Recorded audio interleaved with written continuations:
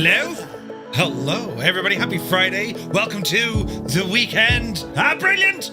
Do you know, it was kind of warm today. And I washed the Skoda, and the birds got back at the Skoda. We need to plan. I don't want to put a cover over my car. That'll just look weird. But the birds, how do we stop them? Dagnammit. It's a black car. It's just, oh, look at this. I'll change it for you right now. But anyway, you're all very welcome in, and I hope you had a great day. We start the weekend tonight with part 2 of our New Zealand flight. We're going to start off here at Wanaka, and we're going to head up to the West Coast, or as the Kiwis like to call it, the Wet Coast. And we're heading up to Franz Josef, and we're flying in the SWS Kodiak, the 100. And when we get up to Franz Josef, we'll swap over to a chopper and fly out to the Out Glacier and come back again. And then we continue on. We're going to head up as far as Greymouth and then Greymouth across to Hamner Springs down into Christchurch. Listen, it's going to be great. And I've already withdrawal symptoms. I want to go back, but it's so terribly far away. Right.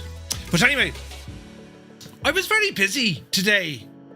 It's not like what life is, what you think, you know. I get up at 11:15 and stay in me jocks all day. Not at all. I got up at 10:30. No, I didn't. I was up early and I did loads. I was flat out today, working on things with streams and batteries and all the kind of cool stuff, do you know? So I'm just delighted now we can chill out and do a bit of flying. Have a mission early bells tomorrow morning, so there's no interesting tasty beverage this evening because I'm up early. We're up at 6, so that's what the weekends are all about. Jesus. Right, so that's kind of the stamp of it now. No Sim Update 5 released this week.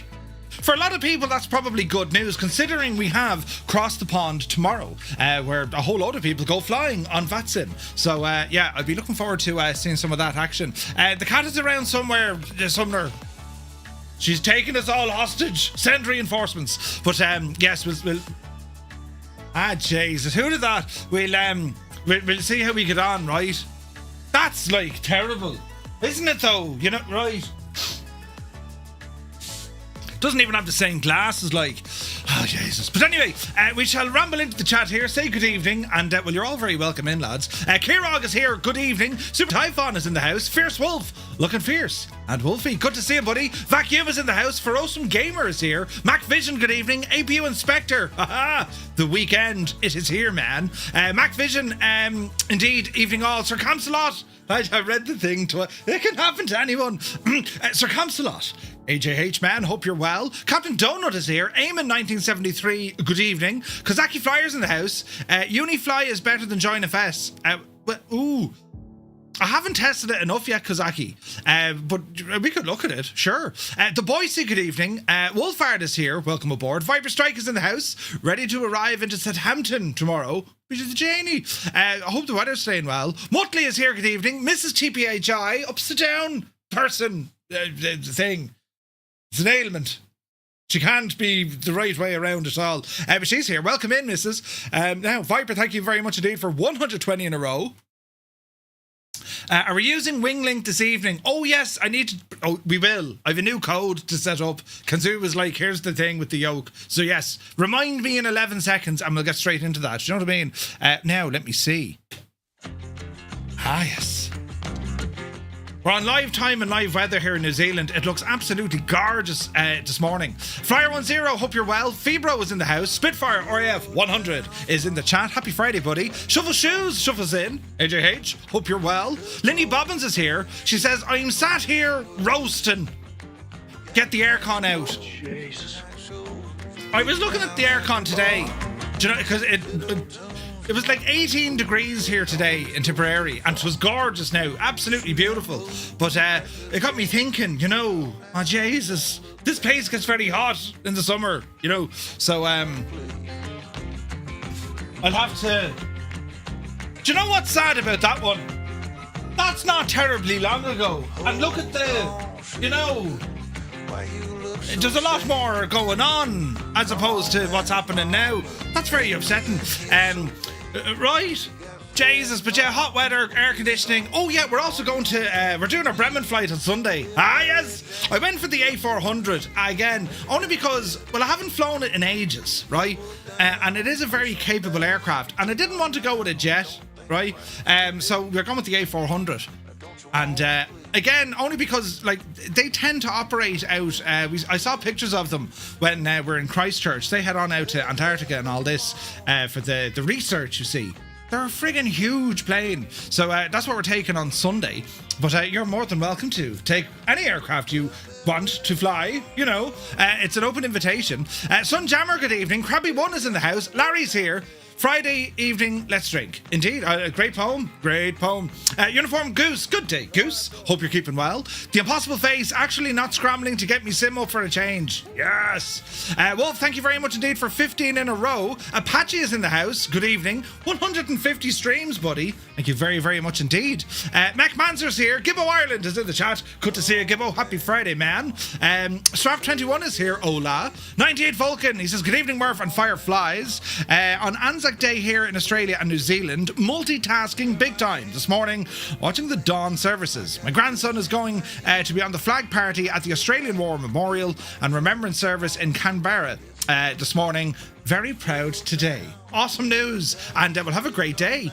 Stu Snape is in the house. Good to see you, Stu. Happy Friday, bud. Sunjammer 7 in a row. Thank you very much indeed. So today we get to see a Kodiak on a mountain. You wouldn't know. You wouldn't know your luck. Do you know? Alberto, a very good evening to you. Sumner is here. He says, howdy Murph, happy Friday. Lurking while working to pick up a few landing tips in the Kodiak from your flights tonight. Ooh, it should be fun. It's a great plane. We flew it last week.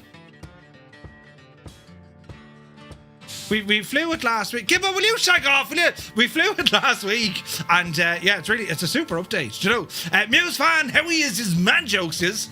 Happy Friday, Muse. Hope you're well, buddy. What time do you call this? Are you on the dust today? We're actually working out today, be honest. Commander Balosh is here, 145 streams in a row. Thank you very, very much indeed, buddy. Hope you're well. Malky is here, good evening. Creo, hello to all in County Mayo. Hope you're having a great day. Lovely weather out the west, do you know?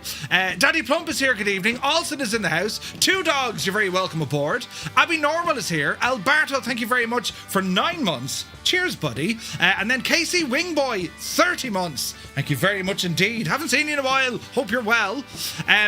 What day did Murph share vacation photos? Well, last week, but I have a few more to show, you know. I have a few more to show. Oh wait, balls, I never went back to the Limbics. The Limbics, I'm an absolute terrible person. I had a week of it. Hang on. Jesus, I'm terrible. I'm literally typing, Jesus, I'm terrible.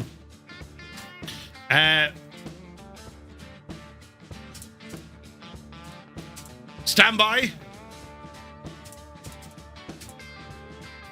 Now, let's see what he said. Brilliant, right? Half the good ones he's disabled. What are you talking about? Right, where's this now? Shoot the birds or sell the Skoda. That's never going to happen. The Limbics, I just sent you a DM. I'm telling you, I've had a week of it. I've been out the door with, like, things not going my particular way.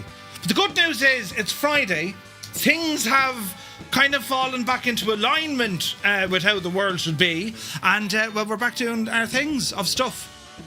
With things. But yeah, I dropped you a DM. You probably tell me to shag off now, and I'll be all right. Do you know? What a magnificent power beast. I'm talking about your rig, of course. Oh, Jesus. Cornwolf, happy Friday to you. Good evening to you, man. SK Sun is in the house. Norse Viking is here. Where's this now? Get one of those fake birds and put it near the Skoda. I don't know, you just see that in some places to have like the fake birds, you know. Black Eyes Gabe is here, tier 3, 57 months. Gabe, thank you very much indeed. Hope you're well, buddy. Don't be busy. Friday is Little Saturday, says Larry. Indeed.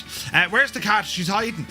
Where's this now? Build a PPS, a Pigeon Patriot system. What does that involve? A Claymore mine. Wait, what? Yeah, Smurf, I'll see you at 6 a.m. too. The girl has a big dance competition tomorrow. No way. UTB is here. Good to see you, buddy. Two Dogs. Egghead. Huh? Captain Cocktail, good evening. Hope all is well. He says hello from Las Vegas. Oh, Jesus. I'd love to be in Las Vegas. Right, buttons. Perfect. Good man yourself. I was watching earlier on. I was on Instagram. I went for a lovely man earlier on, right? A mid-afternoon nap, and 40 winkies, right? But Instagram and all these kind of, the stuff that you just be, But anyway, Owl Officer Crabtree comes on. Brilliant. Nearly all of them, I have a message from Michelle. Brilliant. Right. Some of the stuff to talk about, it's brilliant. Now, where's this? I shall... now. Right, now we're catching up. Things got very busy there. Whack-a-mole, good evening. Zybok Doc calling from Denmark. Hello from Tipperary, hope you're well. The Router is here. Where is this now? Yeah, we'll use Winglink, 100%. Esso is in the house. Good day from Minnesota. Welcome aboard. Loading summer weather for Expo as we speak. Doesn't it get quite warm? It gets shocking cold, but it gets quite warm there during the summer. Looking forward to it. Lenny Brooks says, it's beer o'clock on a Friday. Indeed, it is. Rob MCR, hey, Rob. Good to see you, bud. Where's this now? Cyrus T is in the house. Happy Friday to you, Cyrus. Hope you're well. Dazza T. Arab is here. Good to see you, Dazza. Hope you're having a great day. Who else come in? Matt is in the house. Good to see you. When it starts, it goes fast. I speak from a point of knowing very well. Right. It's mad. Absolutely mad. Slow mode still. Jesus. No, I think we're good. Like let me know if there's any owl kind of, if there's an issue, let me know. But I didn't see any owl issue. But if there is an issue, let me know and we'll turn it off. Do you know what I mean? QC Frank is here. Good to see you. My headache and I are ready to fly. Oh, Jesus. We will still take 11 hours. I don't think so. We're going to start off at 1200 Zulu on Sunday. And I would expect, 7 hours maybe, roughly. But it all depends on the weather, do you know? Because we'll do it live. It'll be live time and live weather. We have to be the only bunch of Eads that's actually going the opposite way across the Atlantic the day after across the pond. Isn't it brilliant? Yes. What are these lot doing? We're going the other way. Brilliant. Stu says, I did a practice flight this evening in the A400. It went quite well. Nice. I fired it up earlier on just to see, and yeah, it seemed perfectly fine. I'm Pierce is here. Good evening. Hope you're well. Now let me see. Vex Freeze is in the house. Good to see you. Flipper Alloy is here. Happy Friday. Goblin Zeus. Good evening. I'm waiting for I'm in your room right now shot. Right? Jesus. Black Ice Gabe. Indeed. Brilliant weather in North Mayo, says Creo. Yeah, savage day. And it's been nice for the next few days. I think it's yeah. Shush, you 10 seconds is an age. Jesus. Right, Quacka. Good evening, Quacka. Hope you're well. Cornwolf reports. So, my wife was cleaning out her mum's house and found a right gem. Her dad also used to work at Echo Golf November X-Ray and had dealing with the Concorde when it came in. And I have to a pack that used to get when you boarded in mint condition for its age. I will post pics in Discord. Ooh, Concorde memorabilia. That's awesome, Cornwolf. Sweet. Gibbo, Merv, thanks for your service. That's terrible, isn't it? But also very true and funny. Ask You is here. Good to see you. Your mother-in-law does not look very well. She is more wrinkled and haggard than usual. Jesus. Right, now let's see. Kanzui is here. Hello. Good to see you, man. Soaring AJ H, man. Happy Friday. Where is this now? Have you trained the cat to bring you pints? Not just yet. Where is this now? Mr. Dan, good to see you. Nighthawk is in the chat. Welcome aboard. Do you think a Spitfire would be good to fly with this? Sure. That's quite okay, Cornwolf. Don't worry. You can have the perfect English. I'll still read it wrong. You know what I mean? Why do we have slow mode on? It's helping with the rendering of my PC. So far, I've no drop frames. I don't know what it is. I have Twitch chat inside OBS.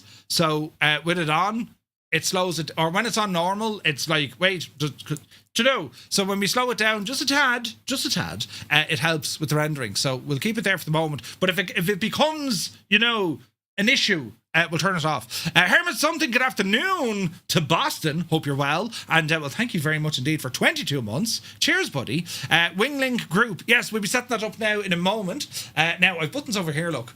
Where's this now? YouTube. Why doesn't that? Oh, it is working. Kubi Montana is in the house. Good to see you. Vaughn Williams. Kia ora. Welcome aboard, buddy. Zappel is in the house. He says, good afternoon and good evening, fellow flyers. My first stream since Murph returned from the land of long white cloud. Welcome back. Good to see you, buddy. Kieran Nile is in the house. Damo, shout out. Good to see you, buddy. Hope you're well. Happy Friday. Night Fury is in the house. What time is the cross the pond, Murph? Tomorrow. I'm not flying across the pond tomorrow. But what is the kickoff? Everyone has different slot times. I'm not quite sure. Black Sheep Jean is in the house, waiting for Mimosa rudder pedals to arrive shortly. I had to take the day off from work to wait for them to arrive. That's an important thing to do, Jean. Yes, it's very important. You have to be there to supervise the delivery. Yes. Thomas Smith, good evening. Mark Alderson is here. Welcome aboard, buddy. Joel Pilot, happy Friday. Angels15 is here. Monty, very good evening. Mav Wings, welcome aboard. He says, I won't be with you for long tonight. I just can't resist a group flight. Sure, rumble on in, man. Beardy Sim Pilot, good evening. Oz Flight Simmer, Shane, happy Friday, buddy. Hope you're... Wait, Jesus, happy Saturday. Hope you're... Wait, what time are you doing up at this hour? Very good day to you, sir. Hope you're well. Nap is in the house. Can I fly a Honda Jet? Yes, of course. I'm after losing me mouse. Jesus. I have this mouse gadget thingy so I can move me mouse to different screens. It times out all the time. You know what I mean? Actually, I think it was thanks for your service. Now give me me booze back. Yeah. We could have said nothing and had a right owl. Right. There was a bottle of Bushmills or something, wasn't it? Liptorius, good evening. Hope you're well. Where's it now? You lived in Christchurch for 15 years, says Kesalash. Welcome in. Nice. In the South Island. You're still in Southland. Sweet. I was only there a couple of weeks ago. Debo Fly, good evening. Hope you're well. Flying tonight. What's happening? He says, 'tis a rare sunny day here. Amazing. Sunny, you say? Yeah, the weather's all mad over here. We're not going to complain. It's lovely. It's very nice. Very, very nice. Now, let's see. Did everything work tonight the way it's supposed to? It looks like it did. It did. Right. Now, we'll do one of these. Look, we'll do one of these. And we'll do one of those. And, jeez, the movement of the microphone. I'm still amazed. I'm in a state of Janie Mac then. Isn't that only brilliant? Do you know? Now, a bit of sound is coming in here now, and we get ourselves situated for what is going to be our flight for this evening. Now, we're going to be utilising Groupie from Say Intentions. We'll go over here and have a quick look. Let's have a now look here now. So, New Zealand trip part 2. This is us. And we'll have a quick look here. So our routing is going to take us up the west coast. It's kind of weird when you're in New Zealand. They call it the west coast, even though you're kind of thinking, wait, it's north. It's weird, right? But anyway, that's what we're up to. We have a good few pilots with us this evening. Everyone, you're very welcome in. And we do have our own comms channel available that we can utilise as well. Speaking of which, let us go and open up some Navigraph. We'll have a look to see what we're doing. The average speed of a Murphy Kodiak in knots, we'll probably do about 150, 160. You know? Get the app that moves 1 pixel left and right once per minute. Is there such a thing? Watching the dawn service and you at the same time. It's still dark out. Jesus, that's terribly romantic, Ozflight Simmer, isn't it? I mean, think about it now. What was the first thing and last thing you saw this day? You know, I heard someone beep. What plane am I in? 5x5? Can't add the flight plan, says the elevation isn't right. Huh? Elevation? Now, Navigraph. Let us go in and load me flight. There we go. So this is how it's going to work, and this is what I did a couple of weeks ago, right? So after the Warbirds over Wanaka had finished up, we rambled off on Sunday evening. Was it Sunday evening? Sunday afternoon, we rambled off and we went up this road this way. Was it around the way? Yeah, we went up this way, right? And with the roads that we went to a place called Hast. And that was cool because the terrain around Hast is absolutely beautiful.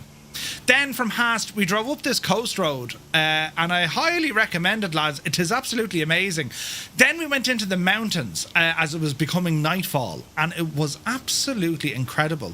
Over in New Zealand, they have signs on the road telling you what speed or maximum speed you should take a particular corner. And one of them was 15 kilometers an hour. It was literally full lock on the steering wheel and head out the side window as you drove around. It was phenomenally good. But anyway, we'll ramble on up this way, kind of following as the crow flies. And as we get up this neck of the woods, we're going to fly up as far as Franz Josef. Now, you have Franz Josef and you have Fox Glacier. There's two of them there. But we're going to focus on the Franz Josef Glacier. Now, at Franz Josef, there's not an awful lot in there. There is an airport. And then you have like a built-up area, which isn't actually much. That's not right at all. There's the airport, but I think the village or the townland of Franz Josef. Where is it, Murph? It's over, where is it? Look, there's that mad friggin' turn. Look, that's a road, lads. Look. Crazy. It kind of, when you come down the road, it kind of straightens out. I remember that. Oh, here we go. Here's Franz Josef here, look, right? So here's Franz Josef, and we were staying down here. Now, caravan camping park down here, right? And there's a hotel here on the corner.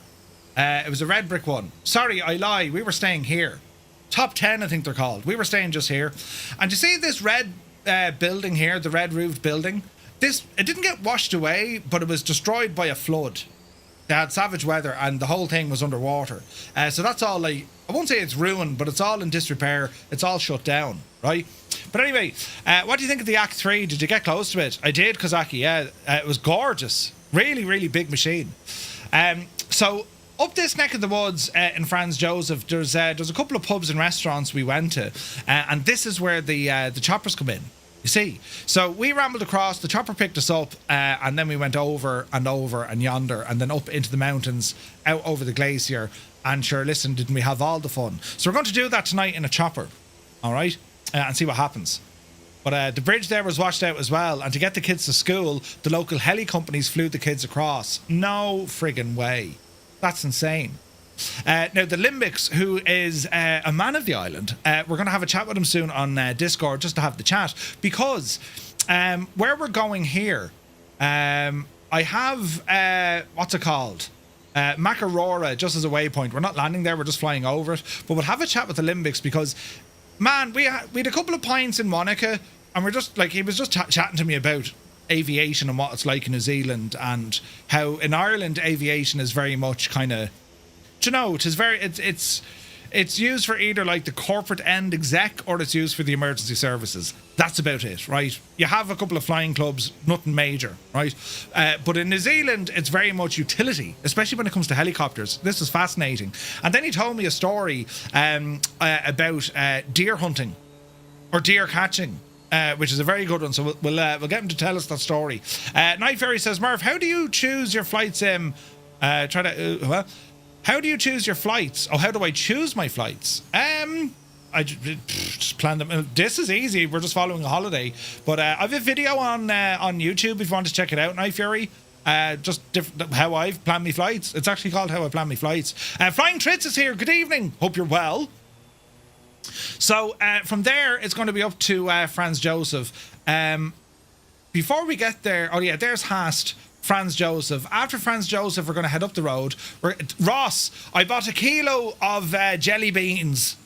Brilliant. I bought a kilogram of jelly beans in Ross. Fantastic. I only finished them today. But anyway, from Ross then, further on up the track, and we're going to go to a place called Hokitika. Now, Hokitika, it's nice. There's a lovely beach there, and the sand is almost black. It is lovely now. But we're in Hokitika, and from there, we went further on north up to Greymouth. And we stayed in Greymouth. And how I know we stayed in Greymouth, our campsite was in beside the graveyard, right? People are dying to get in there. And there was a runway right beside us, and the New Zealand Flying Doctors were in and out pretty much all night in King Air aircraft. I was out looking at them. It was class looking. Right, absolutely class. So from there, we then did a little ramble down the road here to a place called Shantytown. And that's where I was sending the pictures on Discord. Think of like the Wild West or the 1890s, all the gold rush. And that's where we visited. And then from there, from Greymouth, we didn't go much further north. We cut across then. We came through Reefton, and then it was down, and we went to Hamner Springs. Hamner Springs is great crack. They've lovely thermal pools and hot springs, naturally. So that's where we went. And then from Hamner Springs, we're going to ramble down into Christchurch. That is the plan of tonight's flight. We'll see what happens. Right? There's a bit of mileage in it, but it'll be a bit of fun. So this is our chariot for this evening. It is that of the SWS Kodiak 100 series aircraft. And James, we've got a good crowd of people with us here now tonight. So we're going to jump into the aircraft, get it up and running, and plan for our departure as we say goodbye to Wanaka, which is a beautiful little airport. The museum next... Oh, Jesus, don't say I'm after pressing that button. The museum is absolutely incredible. There's a museum right next door to it, and yeah, it was very, very good. Close. Here we go. And we have a door there. Reach out the... Jesus, don't fall. No, that's the cup holder, you muppet. Right, get in there now. Close that. Right, now, all is well in the realm. We're sitting in our stuff. For a second thought you're going to drive the road. Captain Bismarck, right? Brilliant. Who's a Sky Rider? Hello from South Florida. Hello from Tipperary. Good to see you. Perpetually disappointed. Good to see you. Pretty sure New Zealand has the most Hughes 500s. We saw a good few of them. And they had different ones. It's the Hughes 500 I know, but isn't the other Hughes one... It has like the jet engine on the back rather than another one. It's absolutely mad. But yeah, you're all very welcome in, lads. And as I said, we're on the Southeast Asian server. We're also utilising, say, Intentions Groupie. So you're more than welcome to fly along. Now, oh, hang on. Didn't have to do that for Kanzui. He was about to burst me. Wait now. Jesus. Do things. Why can't I keep things easy? Right, now, hang on. Right, there's a key. Lovely. Now, if I open up this, Murph, pilot name, create a group, load a flight plan, New Zealand, group code, key, excellent, start the flight, Goosh. Turn on overlay, Goosh. And there we have it. All right, so this is called WingLink. It was created by Kanzui, and the idea behind it is it's a very light kind of bit of software that runs on your PC, and it's able to connect to Microsoft Flight Sim, and it will basically, without injecting the traffic, it's just letting you know what pilots are in your group and where they are in relation to the different waypoints. And you can go further and actually get, you can get information as to, well, where are they? You can change the leader and say, right, well, what's their distance? What's their heading? What's their altitude? Right? It's class. Absolutely class. I was born in Hokkien, grew up in a farm about 5 kilometers north. No way. CTD has me finish off before we start. Oh, Jesus, Mav. You poor old devil. The Hughes 600 Notar. There you go. That's the one. Right. To get this machine set up, well, let's go through it. We're going to start off up on top. We're going to turn on the fuel tanks. We'll then go ahead and turn or push in the fuel firewall. We'll put our prop to full. There's idle. Leave that condition lever off. Quick check on our circuit breakers. These are all modelled, which is great to see. That tablet we probably don't need. We can put it down there and disappear the yoke for the moment. So before we go, flaps are in the up position. Landing gear is fixed. Parking brake is set to on. Master battery coming on. Beacon nav. We'll also want to get our inertial separator open, so we'll go ahead and do that. We also have our auxiliary booster pumps, ignition, starter, alternator, and generator. Sweet. And then we have our avionics buses here as well. Kodiak 100, go ahead and enter this. We want to be monitoring our engine. This is the Pratt & Whitney PT6A engine. Therefore, during our startup, we're going to be looking for NG rotation, then our ITT after we insert some fuel to make sure we don't hot start it, and then we make sure our NG continues to rise above 50% so we don't hang start it or a hung start. So that's kind of the procedure of what it is we're going to do. So without doing much more, booster pump can come on. We can hear it. Don't go near our fuel now, and we're going to go for a start up on our machine. We'll open the window. There's a 737 looking straight at us. He's mocking us. Ignition on, starter engaged. He's now Dave Cleary, legend Dave. Welcome in, buddy. Good to see you. All right, so NG's up and around 20%. Once it's stable, we will introduce some fuel. Low idle.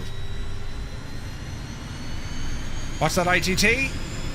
Looks like she's going to peak out 610. And now she's dropping. NG is over 50%. Lovely hurdling. We'll go mixture high or condition lever high. Ignition and starter off. Generator, alternator, and avionics. And that's a good start in our engine. Sweet! Okay, we're looking good down here. Environmental stuff, we can control all of this as well. This is all modelled in the aircraft. Our environmental inside the aircraft, such as temperature and all the jazz. Advisories, that's quite okay. Our transponder, we'll stick it on VF4 and we'll go altitude reporting. And other things we want to put on our taxi light. Cabin light can come on here as well. Instrument lights, just as we're waiting for that sun to come up. Peter Heath, probably need them. I'd say it's cold. Do we have a thermometer built into this machine? Outside air temperature, 10 degrees outside. We'll turn it on for the moment and see what happens, right? Right, good start in the engine. Where's this now? You got a plane started. I got more yarn barf. This is the 4th giant knot. Yarn barf. Are you knitting? Jesus. Right. All is looking well. We're going to come off the brakes. Roll forward. And onto the taxiway. Now, as we're taxiing, not to flaps. Beautiful. And we'll keep an eye on what we're looking at here. Wanaka traffic, November 235 Romeo Mike is a Kodiak. We're going to be taxiing to runway 29er for a departure, Wanaka. Alright, so it's going to be runway 29er. We're going to come onto the main ramp here. During the air show, they had these massive stands, the 2 huge grandstands. And that's where everyone was. This scenery, it was developed by NZA Simulations. Absolutely gorgeous, so it is. Very, very accurate and nice on frames. And this is so terribly accurate. Those mountains there in the distance, what a location for an air show.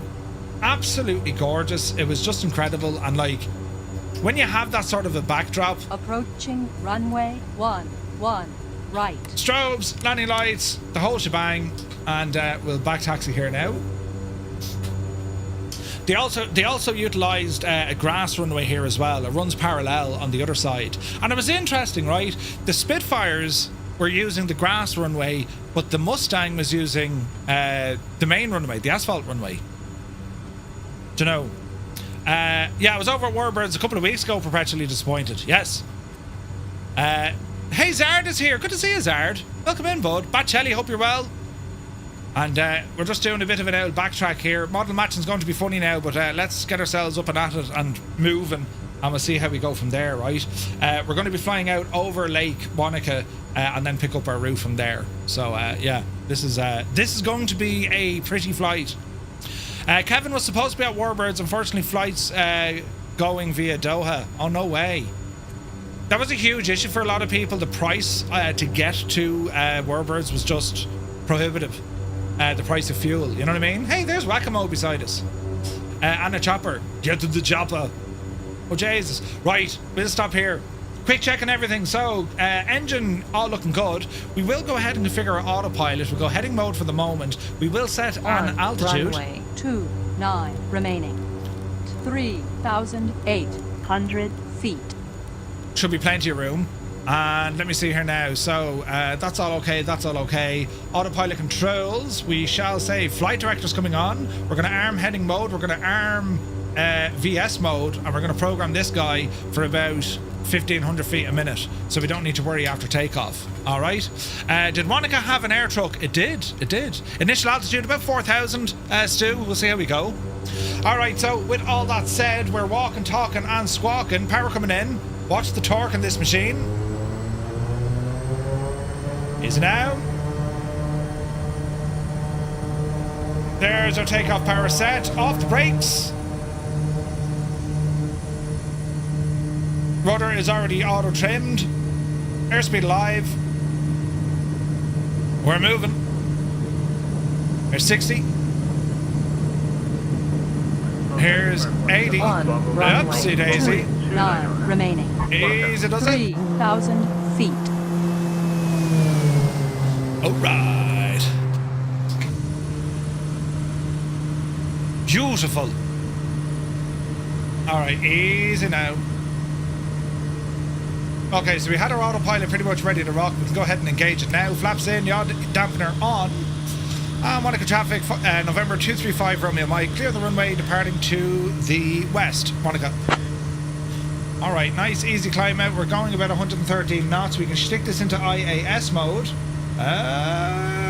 Or can we? We have flight level change or speed. It's not really IAS, is it? Huh. Flight level change, but that should hold 116 knots. Speed, we should be able to increase. There we go. That's not right. Be the Janie. Get that speed up fairly lively. Fairly lively. Runway 29 hours departing west, Wanaka. Up to about 110 knots. There we go. The aircraft should now pitch down to maintain 110 knots. Flaps are in. We're looking. Oh, the views. Look at the views. Jesus. Right, we're going to hang to the right here, lads. Bit more space to go flying around. It's a right heading 360 degrees. Looking good. Continue to climb. Just under 1,000 feet to go. Heisenberg, good to see you, buddy. Trying to uncluster me community folder. Oh, Jesus. Right, lads, what we'll do, if you're currently flying along with us, if you're on the Xbox or the PlayStation, it's number 1. PC Pilots, it's number 2. If you're using Skynet, if you're using, which is Groupie, if you're using JoinFS, or was it Unifly, it's number 3. And for everyone else, it is number 4 as we check out the scenes.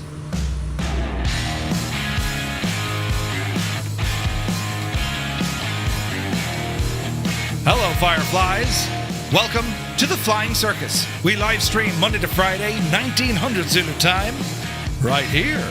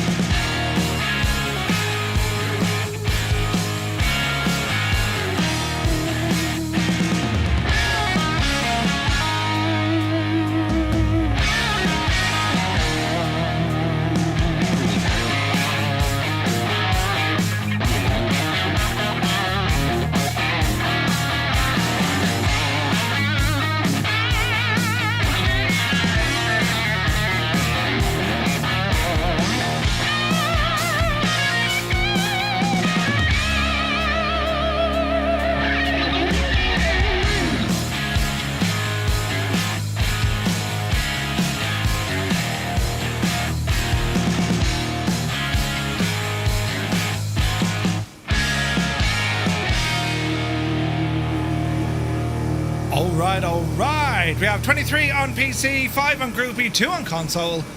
Nice. All right, pretty decent climb out there. Let's put WinLink up on the top.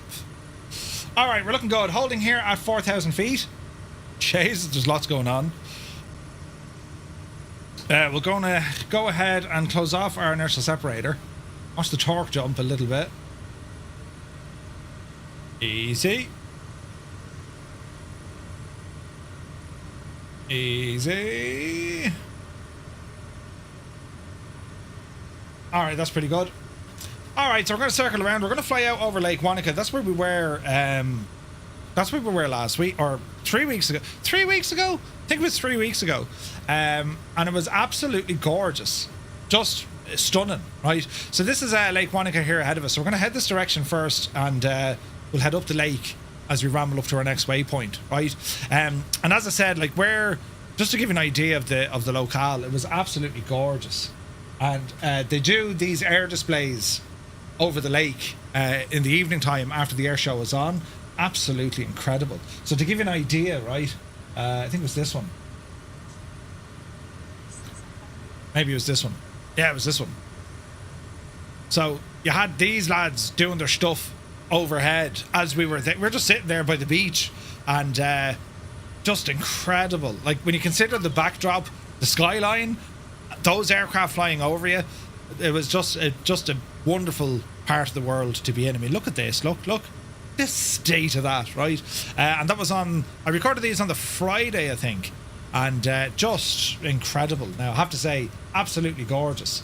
So, where is this now? That's where we're flying over right now. So there's the shoreline where that's where I was standing recording all of that. And it was absolutely insane. But even like the navigation for the pilots flying in and out of that area, like, look at all the terrain they had to fight with. It was friggin' nuts, right? Watch your torque there, Murph. Don't break it, you muppet. Advisory, yes. Easy. Right, we're looking better. Jesus, we're in cruise mode here. Look, 177 knots indicated. We'll take it. So we'll blast on up the road here now. It's beautiful all year round. It's a gorgeous place. And they have the tree. You know, the famous tree? I don't know, it's just a tree that's in the water. The Wanaka tree, I think they call it. But I have a picture here of the Wanaka tree. Where are you now? Here is a picture of the Wanaka tree. On a cloudy morning. And we wouldn't have that in Ireland. Some divil would friggin' cut it down and put it on his fire. Do you know what I mean? But that's over there now, which is very, very nice. Beautiful. Now, right turn. We're going to head up the river here. It's a huge lake.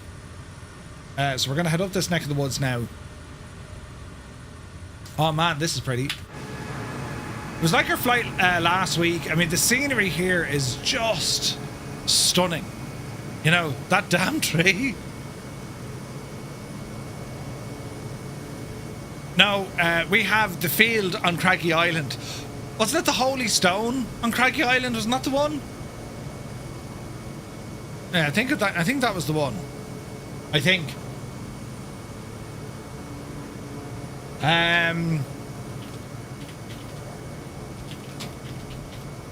Now.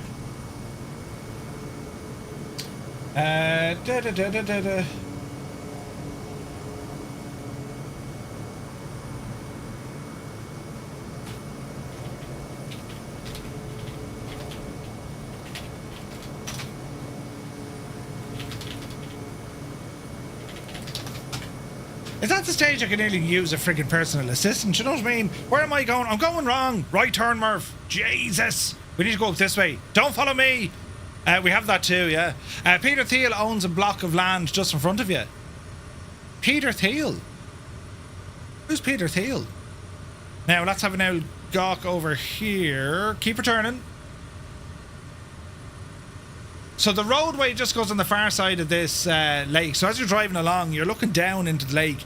It was incredible. Absolutely incredible. As we kind of rambled around. And let's have an outlook here now. So our first stop is going to be up at Hast. That's where we land first, I think, according to my plan. Right? So we're the first waypoint, November Zulu Mike Whiskey. We're overflying that. All right? You don't want to know? Oh, really? Say no more, say no more. Right, so we're going to fly up the lake.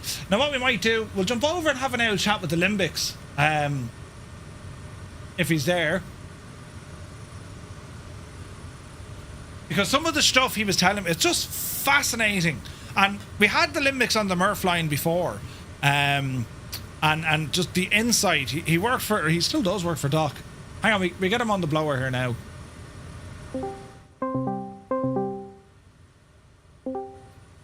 Hello?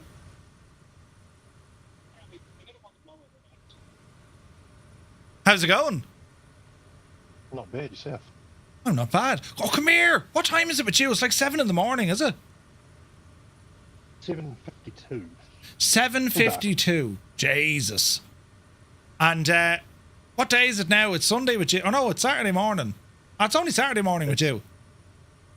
Yeah, no, and a long weekend with the Anzac weekend. So, yeah, It's a long weekend as well. that's the one. Right, the lads are saying I need to turn you up there. For sure, listen, I've turned you up there now. How did that go for you? Come here, are you off today, or are you working, or have you stuff to do, or what's happening?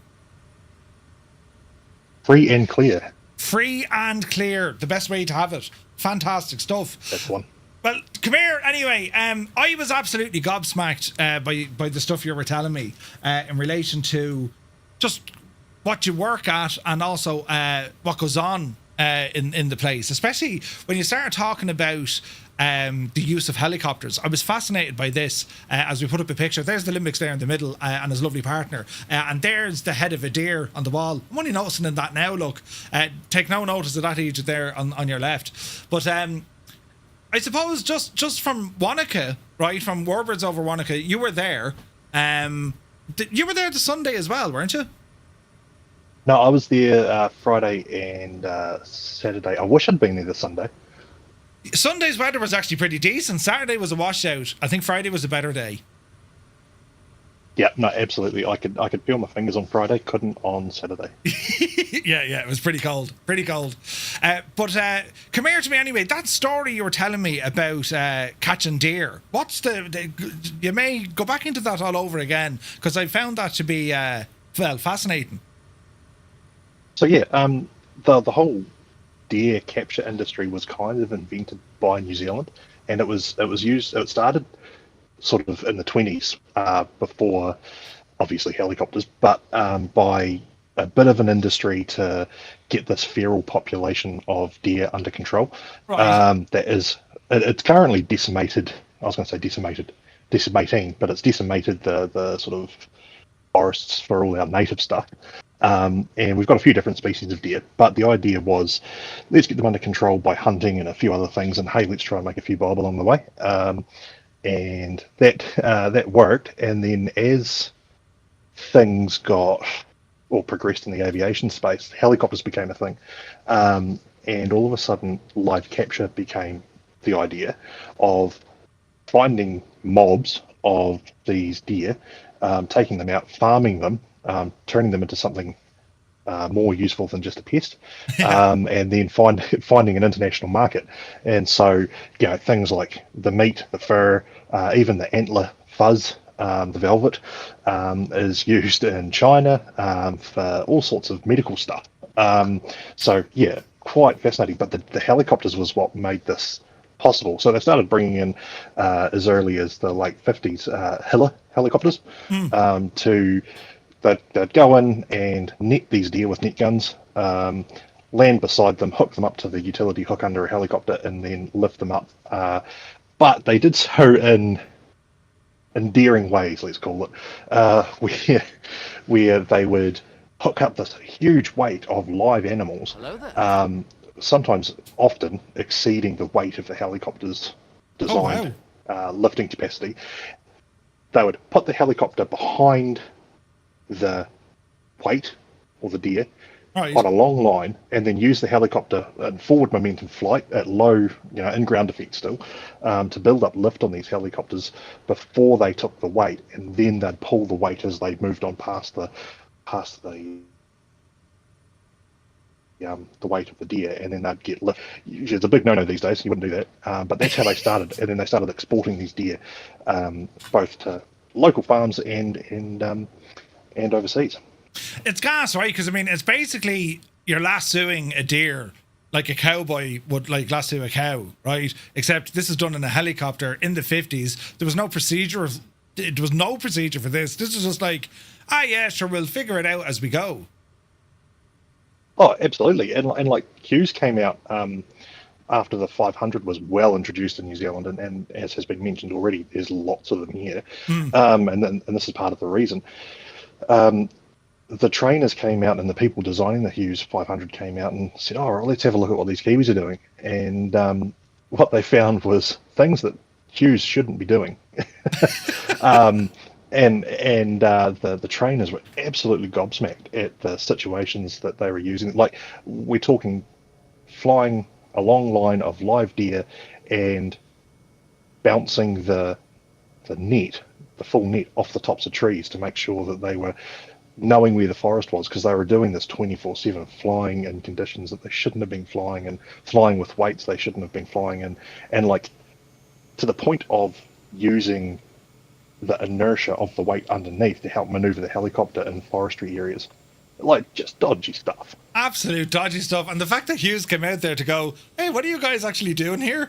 That's hilarious. But I remember at the air show, like, the announcer came on to talk about this whole story, because there was over 30 helos at the air show. They were either privately owned or they're owned by companies. But they're not really looked at as I was saying over here, they're very much like a corporate thing, or the emergency services. I mean, I was telling you, we were driving up a road and there was a chopper, slinging loads from one canyon to the next for the lads working on a road. Like, it's absolutely crazy what they can actually do with choppers out there. And you're no stranger to them either. I mean, you've been in and out of choppers for years. Yeah, I grew up in helicopters, going to and from various islands that my father looked at for the Department of Conservation, an organisation that I now work for, although not for lack of trying to go somewhere else.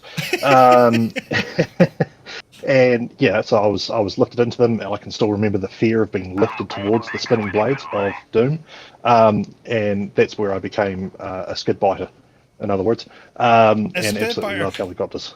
Jesus. We just got raided there by London Controller. Jamie, welcome in. We're chatting here with the Limbics as we kind of retrace my steps around New Zealand. And we went to Warbirds over Wanaka, which is a big air show. It's on every 2 years. And there was the things that were said at Warbirds over Wanaka when it came to helicopter flying in New Zealand. Myself to introduce They're effectively myself. They're effectively helicopter cowboys, and I mean that in the realest sense of the term, as in they're utilizing helicopters to catch wild animals, as in like putting a net on the bottom of a chopper, flying it into the wilderness, and try catch things with them, and not for hunting. I mean, this is eventually came to conservation after that, but it kind of was to do with hunting. I mean, the deer wasn't native to New Zealand, sure wasn't. No, absolutely. In fact, my partner, her family was one of the original families that brought deer into New Zealand as a meat source and a fur source. So it's kind of her fault. I'm no better. My family was brought in doing whaling. So we're trying to repay for our sins. Yeah, it's gas. That's right, Jet. It's. I remember chatting to her. She's of different backgrounds, but like, yeah, it's gas how they kind of just ended up there between friggin' deer, cats, Jesus, anything really ended up there. All became a bit of an issue. But I just couldn't get over the how do you use aviation to deal with those things? Like, it was friggin' nuts. Yeah, so aviation these days, like I've at my current role, I have spent time in helicopters doing donuts above whales to understand and identify whales for international populations. That's the first time I've ever felt airsick, looking down a camera lens, doing donuts above a helicopter, above a whale in a very tight space. But then we're also, like, as you touched on, a couple other things like building tracks and flying gravel, and some of these places are 2,000 feet above and have a track that's about as wide as your shoulders. You don't carry tons and tons of gravel up there, so that's the only way we sort of do that.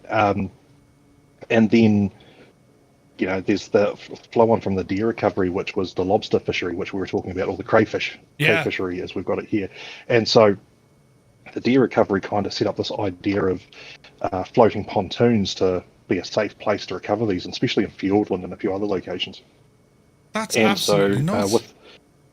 With crayfish wanting to be exported to China and a few other places live and in hours as opposed to days, the helicopter lands on these floating pontoons, and there's heaps of them in Fiordland, and then all over the show, and then they fly out to Queenstown Airport, loaded onto a freight aircraft, and then shipped out straight away. And that's it. It's mad. I was talking to a caravan pilot in Wanaka, a Grand Caravan pilot, and that's his job. He was flying out to all these mad locations, pick up the crayfish, and I think he told me from the time he physically loads them on his aircraft, they're being sold in China 8 hours later. which it's staggering when you think about the speed and the turnaround. Yeah, exactly. It's insane, and the amount of money. But like, we're not even using helicopters for transport. Literally, there's wine farms. The name forgets me. Where they make stuff that I don't drink. They have helicopters on standby to fly over top of the wine fields and the grape fields, just to stop frost. And like, $1,500 to $2,100 an hour, depending on the helicopter. That's vineyards. Thank you. Someone said it. Yeah, they literally have helicopters on standby for that because it's more expensive to let frost be a problem than it is to fly a helicopter for a couple of hours during the night. It's absolutely nuts. And like, I've seen those covers, and like they have windmills by them as well. I'm like, hey, what's going on? Why is there like windmills in with the vineyards? But the idea being is the wind is enough to kind of break the whatever in the air. And then they fly choppers in to do the same thing. They'll just hover them low just to keep the air moving there, and sure, we'll be grand. Like, it's absolutely crazy. And like, it's for the sheer amount of helicopters that are out there, and the terrain in which they have to deal with. I mean, from the tourist side of it, there's choppers in almost every kind of town, right? Or even out in the middle of nowhere, where you'd have. We drove out to places, and like, I mean, this was in the wilderness. There was nothing around for like miles, and yet then you'd have like a small little helo company, and they'd be offering flights, but sure, that's only part of their job. I mean, if they're not hauling something or hunting something, then they do pleasure flights as well, just to keep the machines moving. That's exactly it. They've got to make money. Like the organisation I work for, which is DOC, Department of Conservation, and all the work of getting people to and from research sites or construction sites or responding to numerous other things. DOC is the single biggest employer of helicopters in the country. Oh, really? Wow.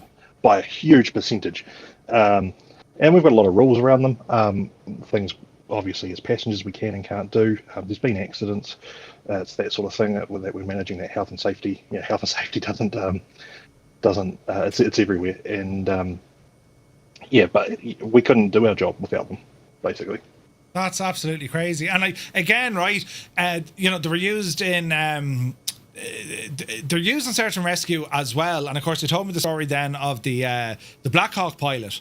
How he went. Yeah. He went, like, what a story, what a dude. And like, he was at the air show, he was in a Black Hawk, absolutely throwing that thing around the place. I have a video of it here. But like, what was the story behind him again? Because like, he was highly decorated after the fact. Yeah, so he's his name is Mark Law, and he's a ex New Zealand SAS soldier in New Zealand. So escorting VIPs, but also doing some of the stuff in other countries that we'll never find out about. Believe it or not, that was his first air show. He'd never done anything like this before. Really? And he actually on his Instagram page, he shared the handwritten notes of how he was going to fly the helicopter up and down the runway. Absolute legend. But yeah, what he did, he was on a medical at the time, but I want to say it was early 2020. New Zealand had a bit of a national disaster that became a little bit of an international disaster, I'll say, where Whakaari White Island, just north of Auckland-ish, exploded with people on it. It's a volcano. It's been active for a large number of years, like in the millions, and it exploded, had people on it. And Muse fans should be able to give us a good date check on that. He'd know, Yeah. And it exploded, and people were on it, and it was not good. It was a bit of a tourist destination, and he did a bit of a risk assessment, being ex-SAS, quite a good one. He looked at his medical and thought, well, this is about to get signed off. And I'm about to be able to fly again. So let's jump in a helicopter and go save some people. So he did. He was the first helicopter pilot on the scene, experienced. He loaded in a number of people who survived, which is amazing. However, our Civil Aviation Authority and parts of the New Zealand government sort of thought, we don't like what you did there. You put yourself at risk and put others at risk, and we're going to take you to court. And so imagine that, like. Yeah. And the New Zealand public rallied behind him. The aviation community rallied behind him and said, no, what he did was save lives. He didn't care about the consequences, and it was very brave. And in the end of the day, the New Zealand government saw reason. Thank you very much, and gave him a New Zealand Medal of Bravery. Wow! For his actions and selflessness. And then he brought a relatively old Black Hawk into New Zealand. Started what's called kahu helicopters. Kahu being the name, Māori name for bird of prey here, the harrier hawk. And the rest is kind of history. It's not being used for military purposes, obviously. It's private. It's being used to lift huts into place, multi-ton huts, or lift logs out of logging areas, or as something I approved, a four-wheel drive that had crashed down a mountainside on someone's poor choices on a recreational weekend. Like it's absolutely mad. Like, 'cause when I saw the chopper, I was looking at it going, there's no way this actually flies. Because when you look at the chopper, I think I have pictures of it here. When you look at the chopper, you're kind of thinking, yeah, tis fairly worn, and she's not like, it's not what you'd expect in terms of, here's an aerobatic utility chopper ready to rock. And like he absolutely threw this thing around, incredibly skillful. But it's a utility chopper. It's a work vehicle. I mean, we see it and we're like, ooh, Black Hawk, and like amazing. But to a lot of these guys, it's like machine does job, and job is grand. Do you know what I mean? It's incredible. Or multiple grands. So I hate to pay the bill on this thing. You could imagine, like, even the maintenance costs alone, or like the cost per hour when it's flying. And not only that, I'd love to know its history, because like she's the old version, if you like, the old Sikorsky Black Hawk. So like, yeah, that has some no doubt it has stories to tell. But I found the whole thing fascinating, because it's very much like, yeah, it's no bother, it's no thing when it comes to aviation in New Zealand. And I'm like, lads, it's like, whatever about supporting agriculture, and you've seen this in other countries. They might do a bit of spraying, they might do kind of spotter work, and as I said, the business and law enforcement. But like, when you're looking at helicopters in particular as pure utility, I mean, it's like, you're going to do any project, yeah, we probably need a chopper to do this. Yeah, that's fine. It's like you'd almost go down to the local hire shop and just say, yeah, we need a chopper for this. It's amazing how unprohibitive it is. That's exactly it. The only thing that's prohibitive about it is how much it costs. But like, we've got so iwi, the Maori families that are around the show. They're using a lot of helicopters over the next couple of weeks, because they've got what's a cultural sort of pinpoint for them, where they collect titi, or mutton bird, which is a migratory bird. They've been doing it for hundreds of years, and they've got the rights to these islands to do this. But the only way to get there is a boat, and that's pretty dangerous, because you're talking about the Southern Ocean in some places, or a helicopter. And so they're doing it via helicopter. But these are essentially private families that go, hey, here's X amount of money, take us and our supplies to these islands, and that's or hunters who want a weekend away, provided they've got again the bank book to go with it. They can fly themselves into certain places and have a great time. It's absolutely nuts. Absolutely nuts. Well, listen, the Limbics, you've been very kind to join us here. We will have to follow up with this conversation, because we were chatting over there. Like, there's so much.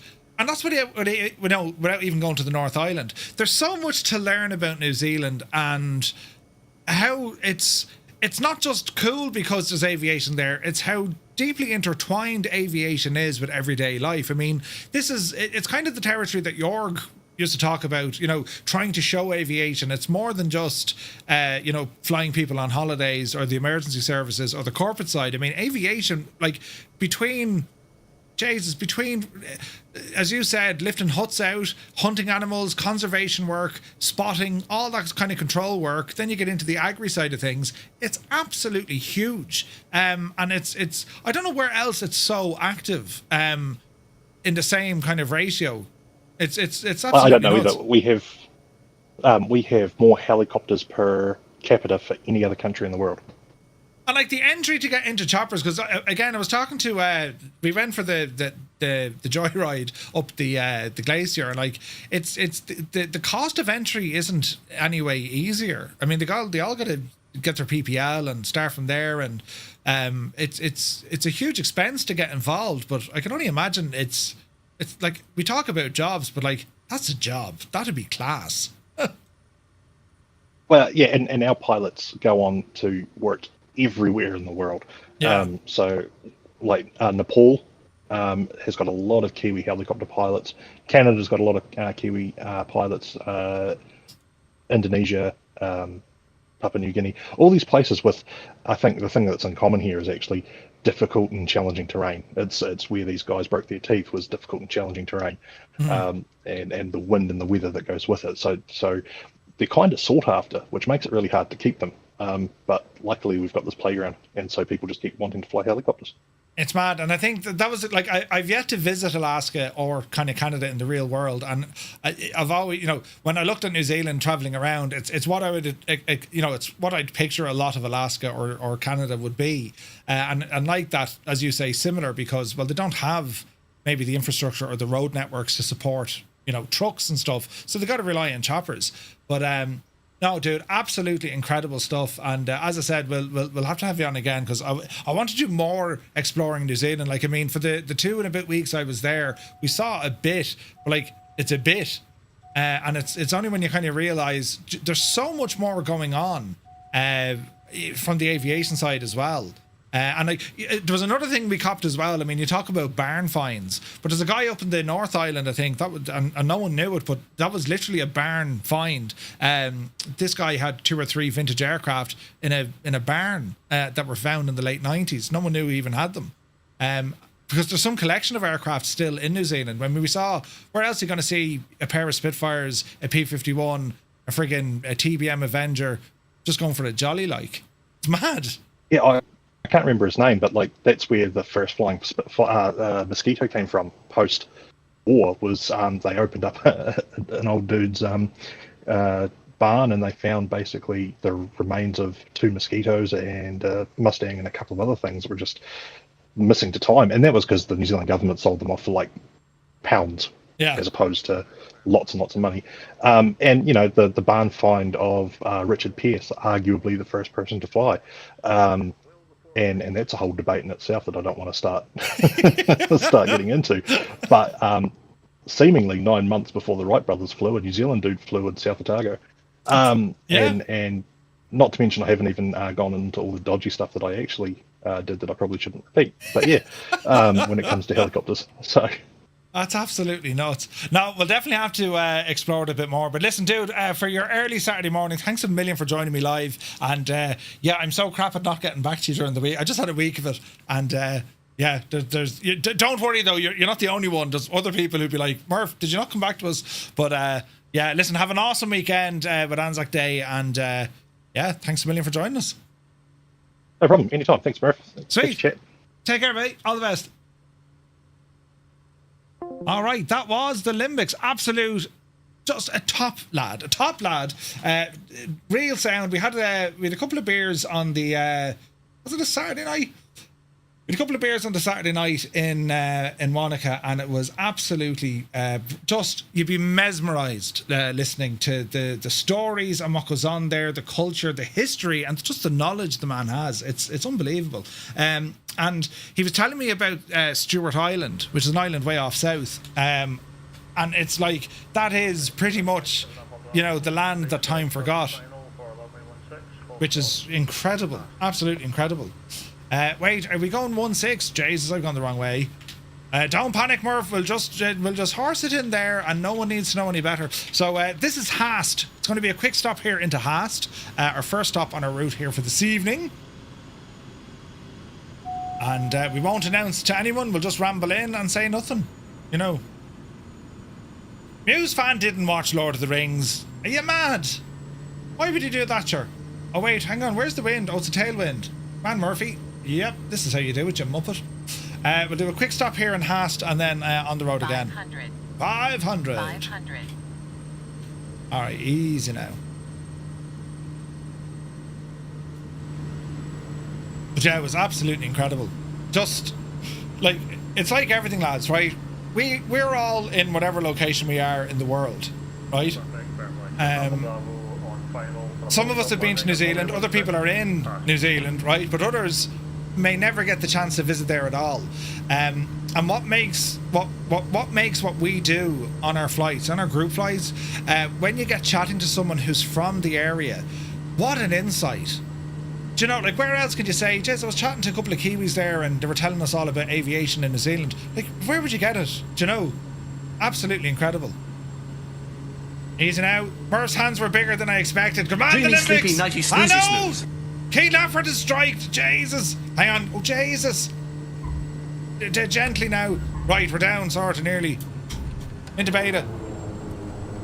We also got a massive raid by London Controller. Jamie, thank you very, very much indeed. If you're still here or any of your lads are still here, very much appreciated, lads. Hope you had an awesome stream. Happy Friday. And, well, you're very welcome aboard. And here's to a great weekend. Cross the pond tomorrow. Get a good night's sleep. Right? Have your snacks ready to go. A couple of beers. Right? Do you know?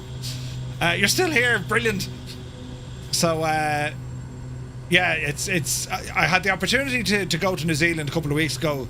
A buddy of mine lives out there, and like we just went on an incredible tour of the South Island. It's the second time I was there. I was there years ago for the Lions tour, or some of the Lions tour, which was funny because I mean I like rugby as much as the next guy. The missus absolutely loves it, right?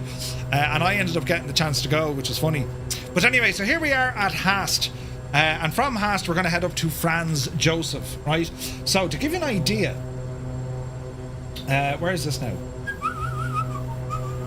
Yeah, this is all Franz Josef. So wait till we get to Franz Josef, because I've just want to show you the stuff. The Bremen on Sunday as well. Yes, it's going to be a busy weekend. So let us go and sink our heading. And let's see what happens. Imagine it, or imagine tis. Wait. Imagine itis. Thank you for... Imaginitus. Thank you very much for the follow. I've butchered that. And also all the new follows that came in there with Jamie's raid. Lads, thanks a million. You're very kind. Who did we get? Instinct Man, thank you very much indeed. Mr. Worldwide Flyer is here. Ben Hadfield, good to see you, Ben. Robsy is here as well. And lads, thank you very, very much indeed. Perpetually swapping from YouTube. Aha, very good. Did the thing die? It's just off screen. That's fine. Oh, wait, hang on. It was just off the screen. Sorry, Kanzui. He's like, Jesus, Murphy's had to breaking it again. Right. Let's go flying.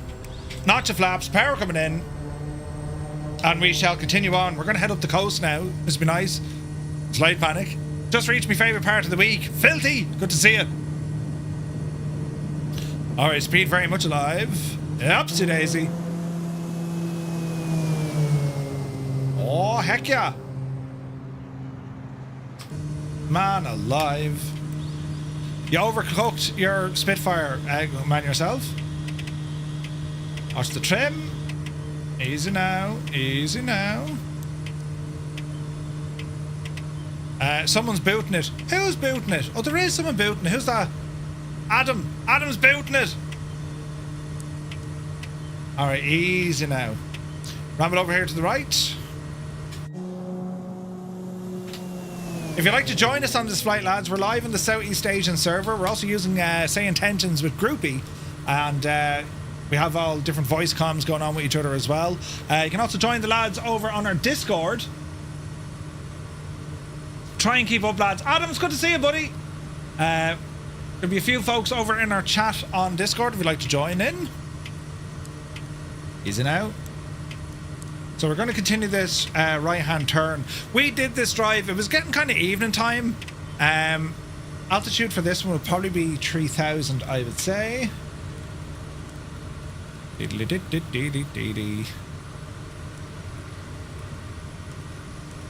About 3,000 as we get ourselves turned around. Watch the speed. Little bit fast, Murphy, Muppet. Easy now.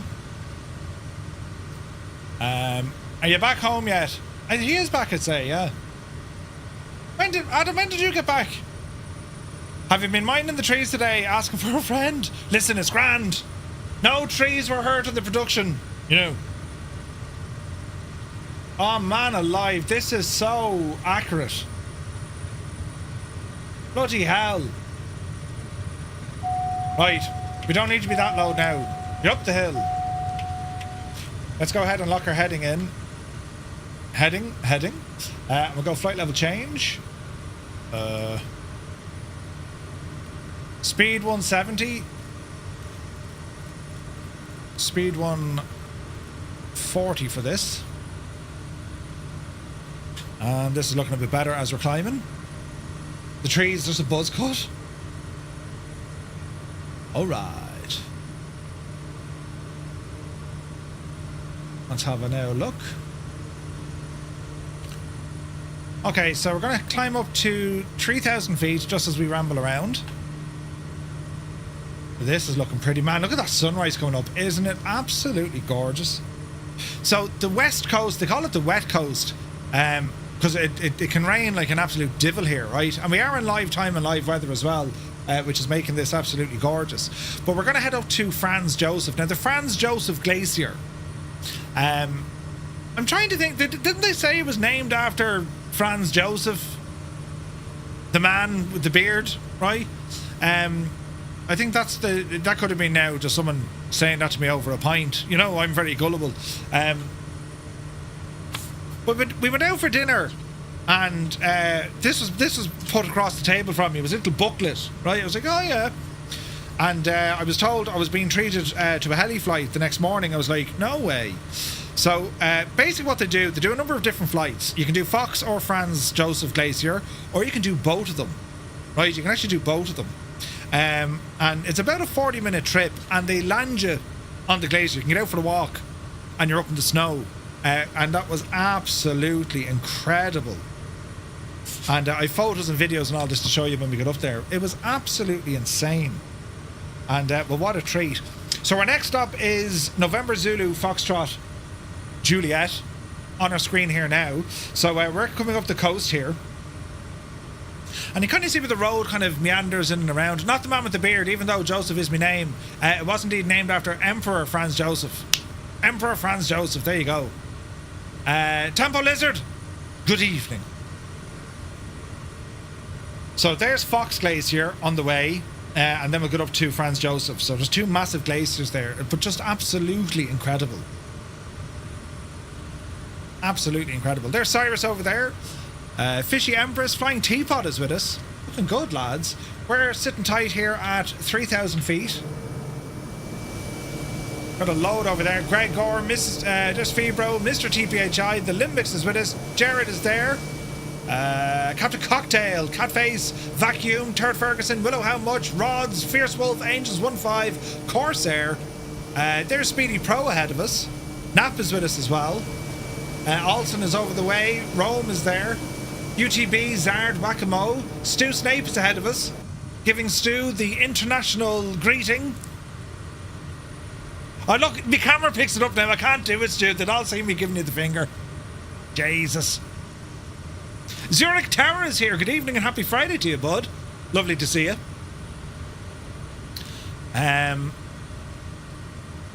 Franz Ferdinand. Oh yeah, that was the other fella. Oh Jesus, yeah, don't mention. Oh God, yeah.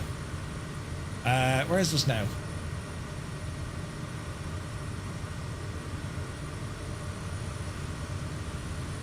Bum bum bum. Ba da da da da da da da.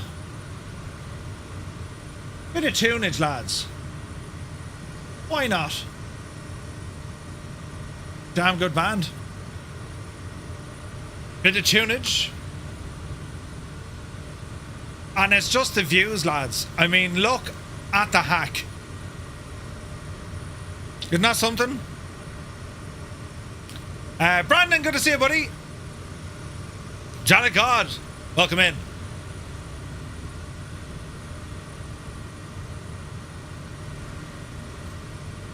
We're looking good. We like the tunage here on Twitch. Absolutely savage.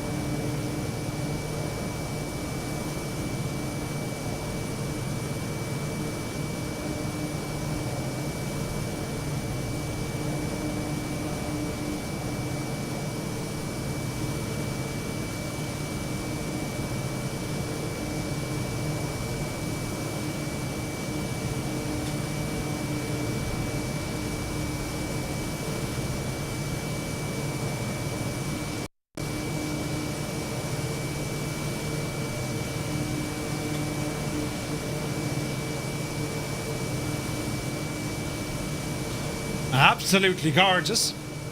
How do I remove the aircraft info on nameplates? That's a good question. How does one remove the info on the nameplates? I'm not actually sure. Not a bit. You can use Flow if you have it. Sweet home Connemara. Well, bro, good to see you, buddy. Hope you're well.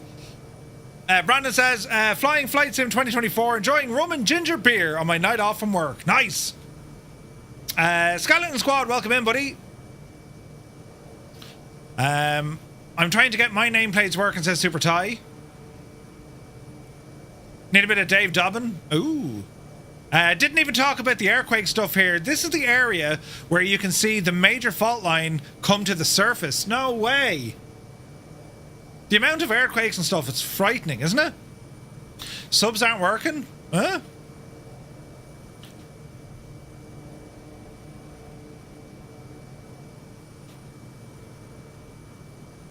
Well, Cyrus, first off, thank you for considering subs. But I've no idea what's wrong. Let's have a look.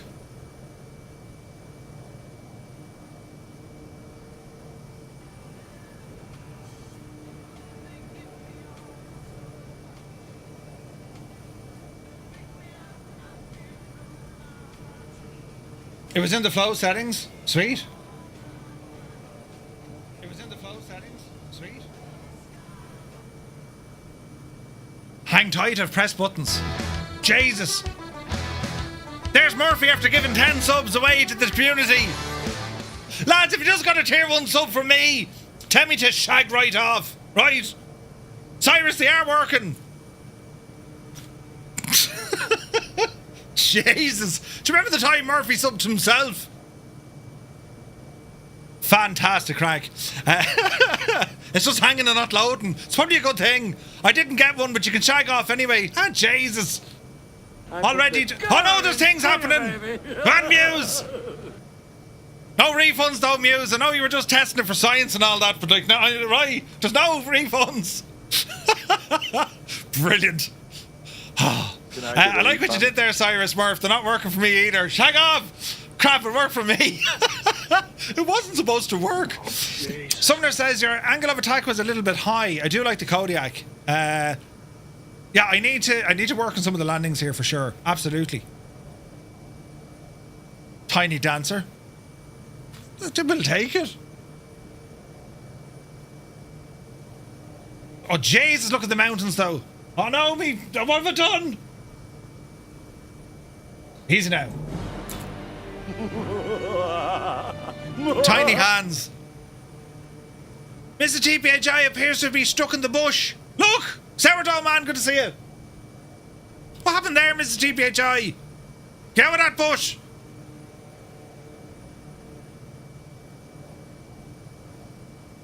Maybe she's paused or something. They're saying just 1-5. Mr. TPHI, you're invisible and upside down at the same time.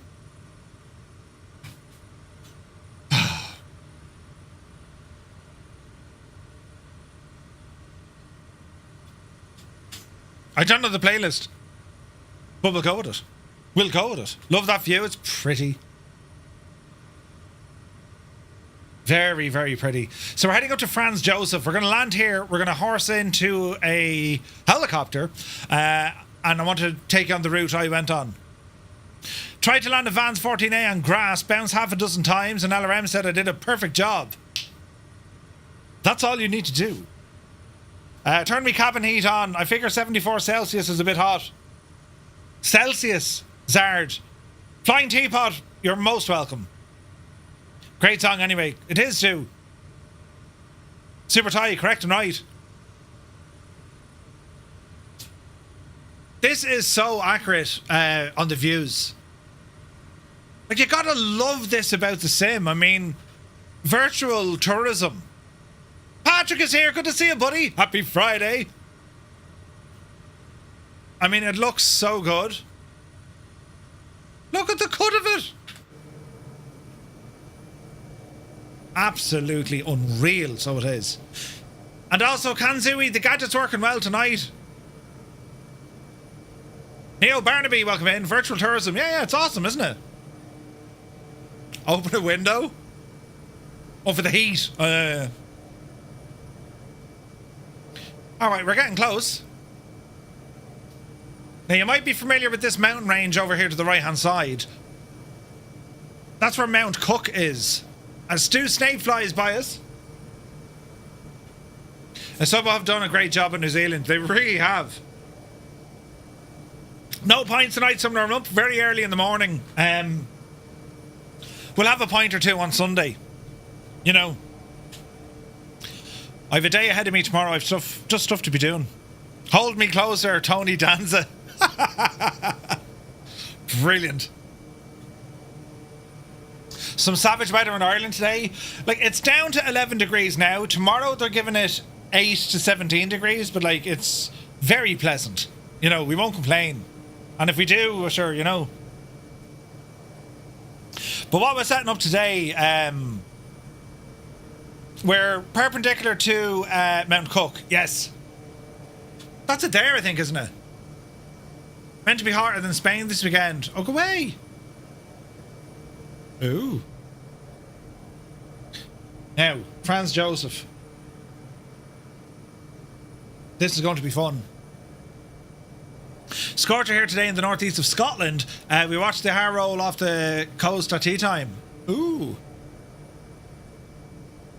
So on me Mac, I was setting up OBS, of all things, with the idea of, you know, if I get a power cut or if I'm away or working on other types of stuff.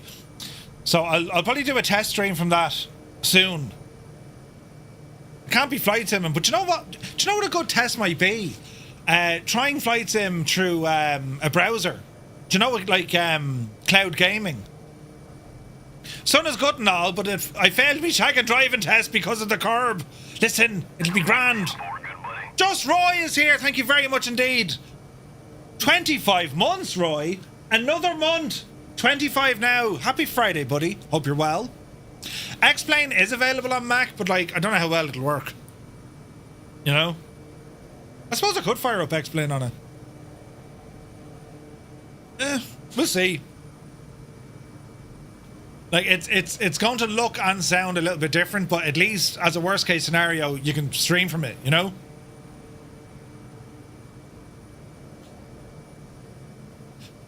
Now, there was an issue with the terrain up here. I think there still is.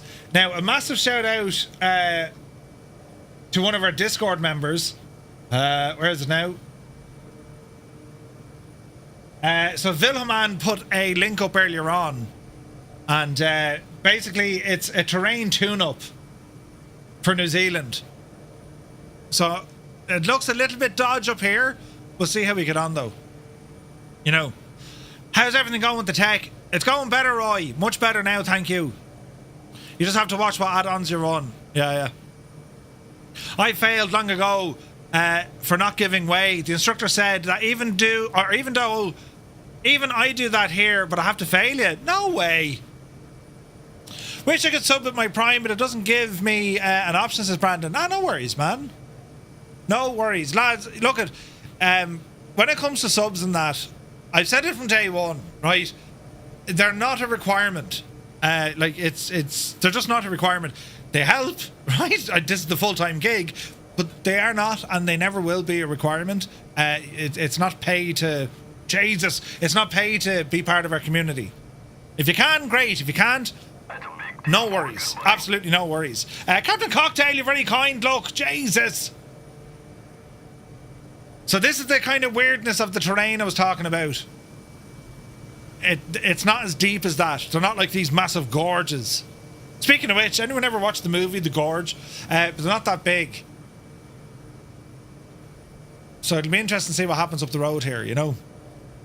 Don't mind him, folks. He's only saying that to be nice. He wants your subs. Yeah. Good man, Muse. Grace is the word, right? It's on your list. That's what she said. Ah, Jesus. Right, keep her lit. Speaking of gorgeous, aren't I only gorgeous? I see what you did there, Adam. Jeez, that was very good now. Did you not see The Gorge? No. The movie. There's a movie called The Gorge. Filthy Minds. I need to watch it again. It was actually quite good. I first watched it, I was like, come on. But then you know, you kind of come round to the idea of, yeah. Henry, good evening. Hello. Welcome in. Man, that's awesome looking. Just I gotta say, this Kodiak, isn't it fantastic? SWS did a great job here. Cannot wait to see what they do with the PC-12. We're flying here in New Zealand. You can't take her anywhere. No, Mr. TVH, you cannot take her anywhere. Did anyone see the new Michael Jackson movie? How's it in 24 then? Yeah, it's a native 2024 release. I put the Oh, Dougal McTavish is here. Jesus, Dougal, thank you very much indeed. 5 gifted tier 1 subs coming from Dougal McTavish, the chairman. Thank you very much indeed, Dougal. Lads, we've got a tier 1 sub. But thanks to Dougal McTavish. Well, do be sure to say thank you. Then UTB jumping in with 5 gifted tier 1 subs. UTB, thank you very much indeed, buddy. Legendary stuff, lads. Really appreciate you. You're only brilliant. Me temperature's rising. Oh, we have to land up here, look. Right, should be alright. Say nothing. There's the road. It's just there. The road goes this way. Absolutely class. Seems to be a lot of snow here, though.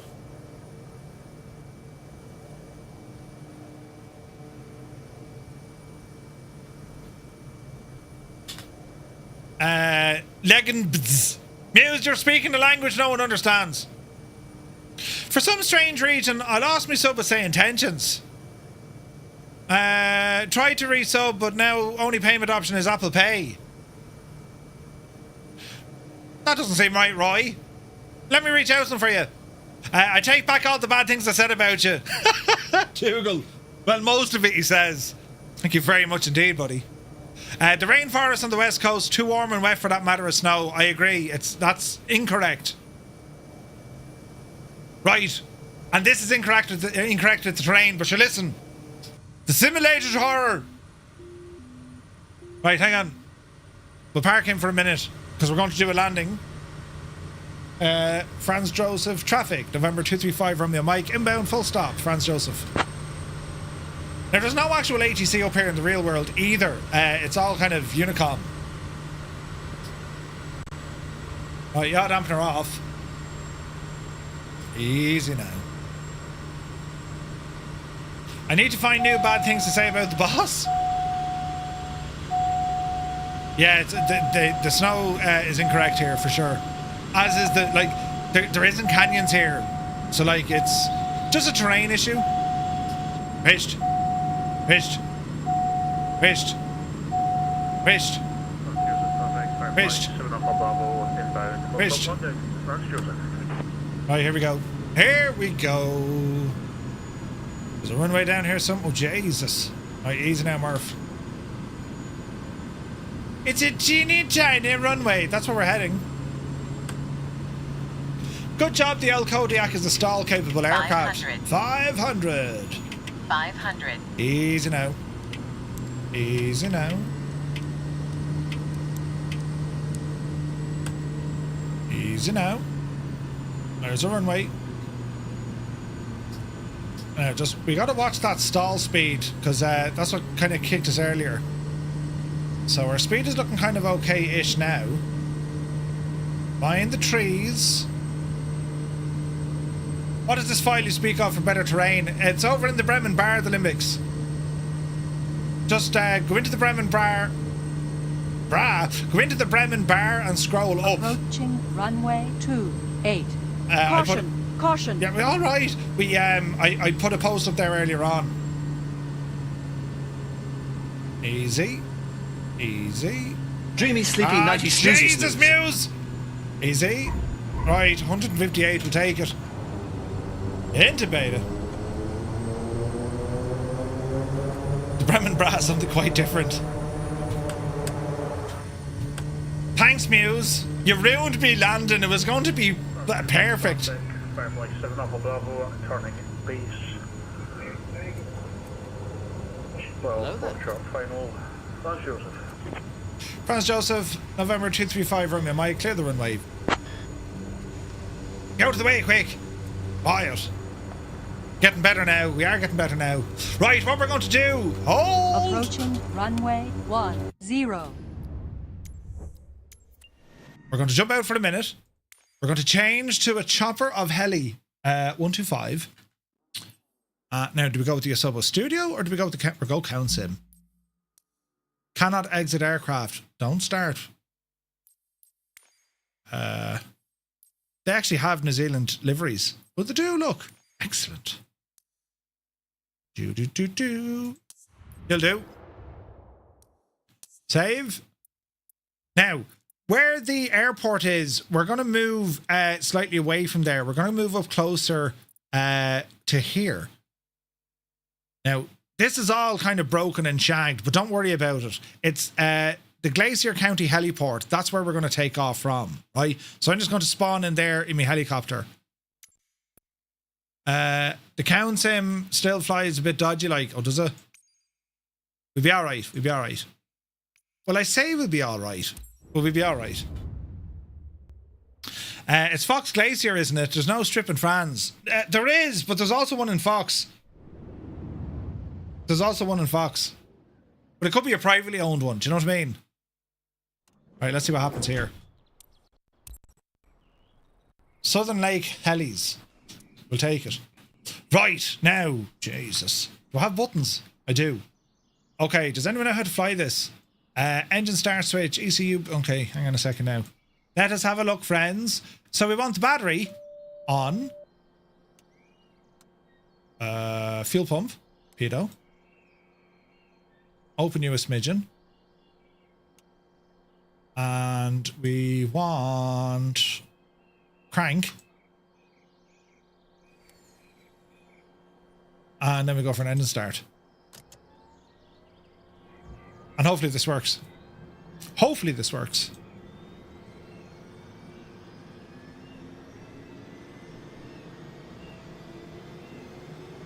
There's snow on the ground here, which is just incorrect.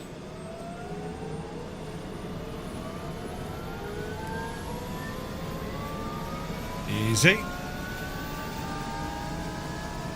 Over limit detected. Ah!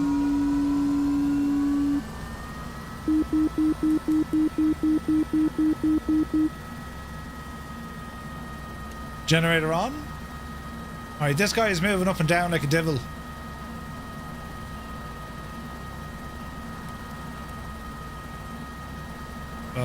That's okay. That's not okay. Don't worry about that. We won't need it. Anti-collision lights are on. Bring up our map here. How do we... Exit, press reset. Oh, balls. Reset. Here we go. Right. Let's see what happens here. Does anyone know how to fly this? That'd be grand. James Tartan. Guys, I've been trawling through YouTube vids and forums for the past umpteen hours to find the best fidelity airliner. The best or the highest fidelity airliner. What? Yeah, just for this leg, Stu. We're only doing a quick... we're only doing a loop of the Glacier and then back to Franz Joseph.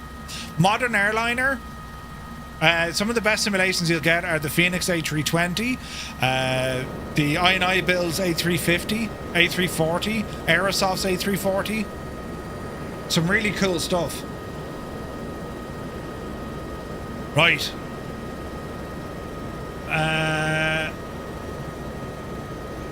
Let's see what's going to happen here. Are we ready, sports fans? Oh, Jesus. Easy.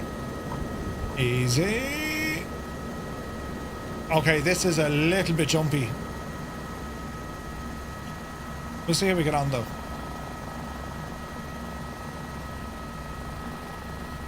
So there isn't a canyon in front of us. Like, that should be all flat terrain. There's that hotel that got washed away, look, over on the right-hand side. See the red roofs? So we're going to go this way and off into the mountains.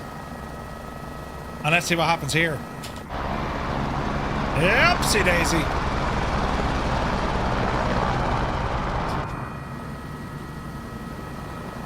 Hang on. Oh, Jesus. Yeah, this thing is a little bit now, you know. Go home, Chopper, you're drunk. Easy now. I wonder what it is with the... Every week, without fail, here's me in my head, every week, I'm going to block those asterisks. Cyrus, you can shag off. Stu, Muse Fan, Super Tie and Daddy Plump. Into the bowl corner. Shower. Why is it that the Cowan aircraft are just not performing? Does anyone know? I mean, they're grand in 20, but in 24 they're shagged. Easy. Come on, Trim, you can do it. Easy. Easy.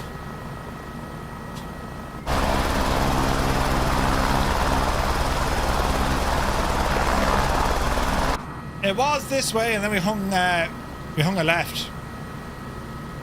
Easy now. Easy now. Right.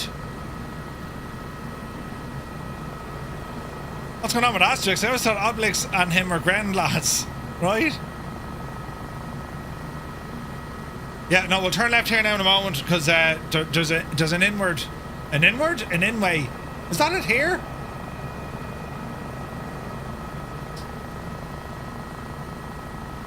No, it's down a little bit further.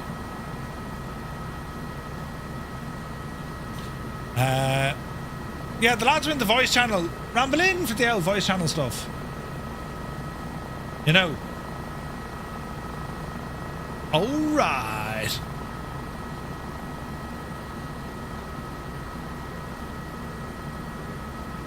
Jesus.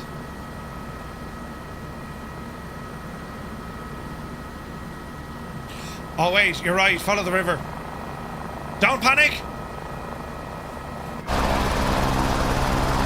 Don't panic!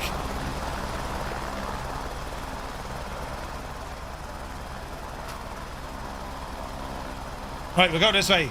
It's all grand, it's all part of it, lads. Which is totally fine.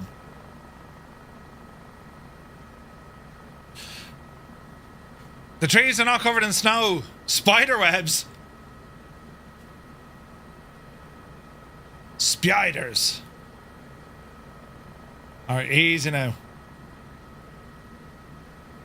We ramble up this way.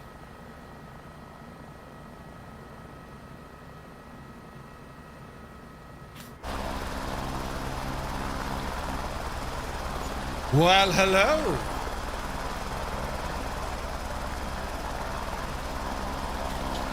Look at the state.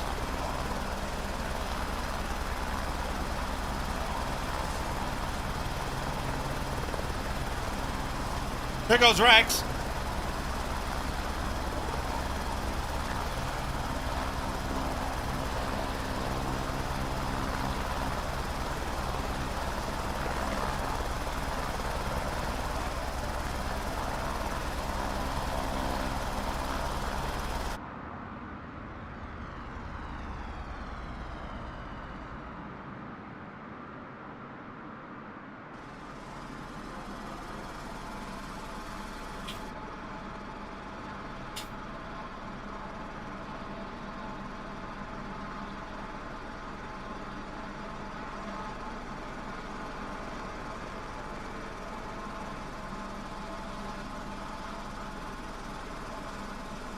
James, take it easy, buddy.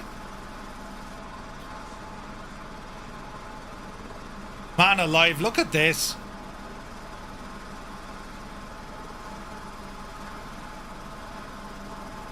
Really? That's nuts. Like, we were able to get out, we went for a ramble, but like, you couldn't go far.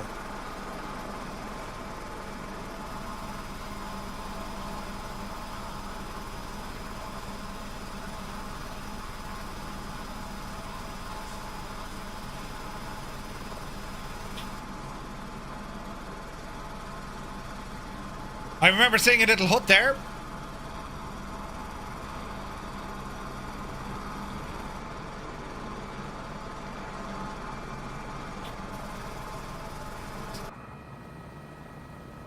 Easy now. Ah, lads, look at this. Gorgeous.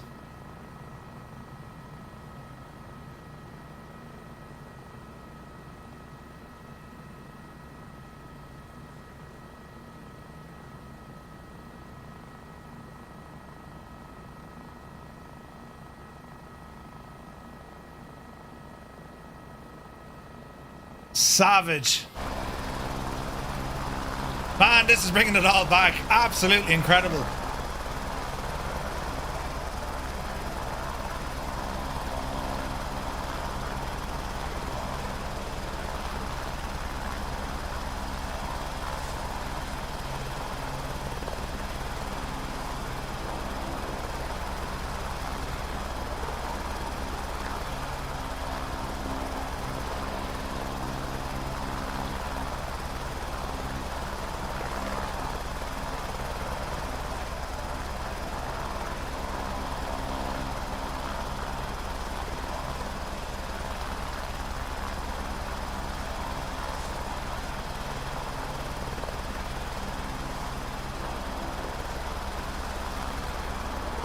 Oh man alive, look at this.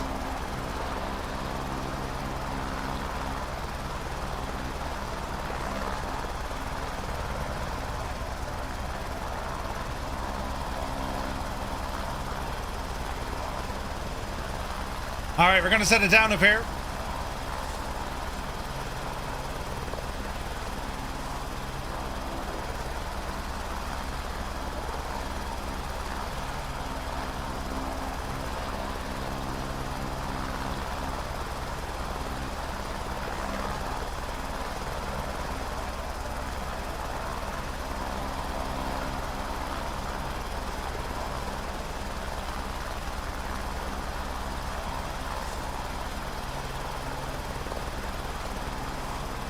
All right, just set her down here on the left-hand side.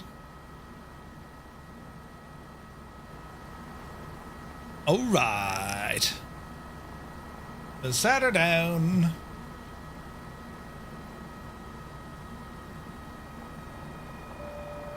Easy now. Easy now.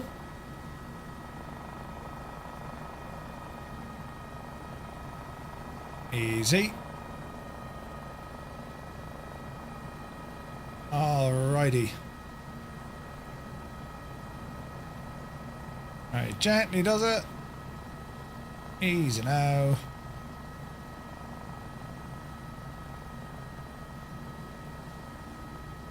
Alright. Come on, Betsy. Alrighty. So what they did, right? Hey, Sprocket's good to see you, bud. What they did, they landed us here. They kept the machine running, right? And then they allowed us to get out for a walk. So I'll show you some of these videos because this was class. This was a class act, right? So I'll show you some of the real world footage we had from here.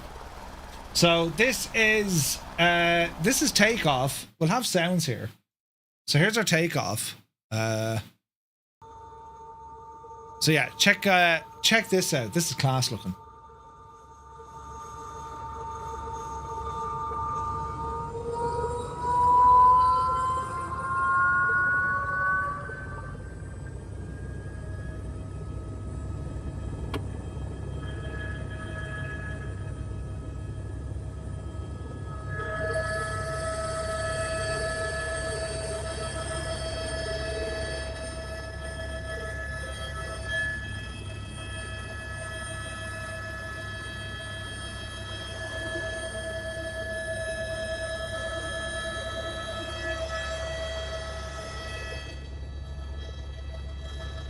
Isn't it deadly?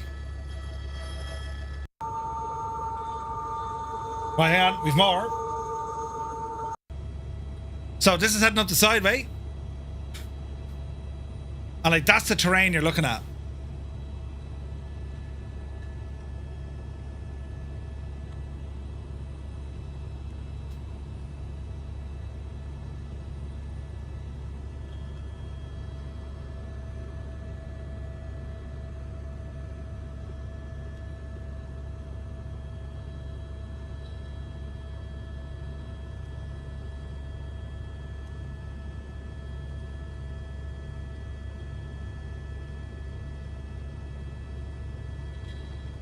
It's just gorgeous, man. Absolutely gorgeous.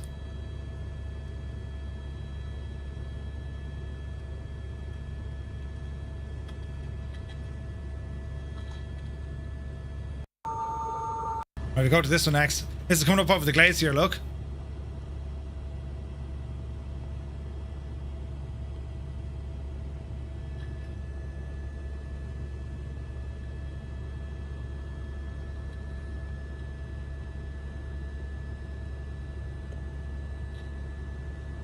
Right, 100%, right?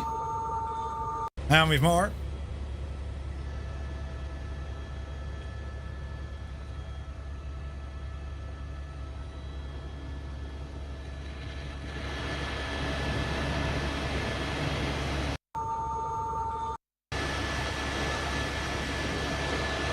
Look at our airspeed, 120 knots. He was booting it.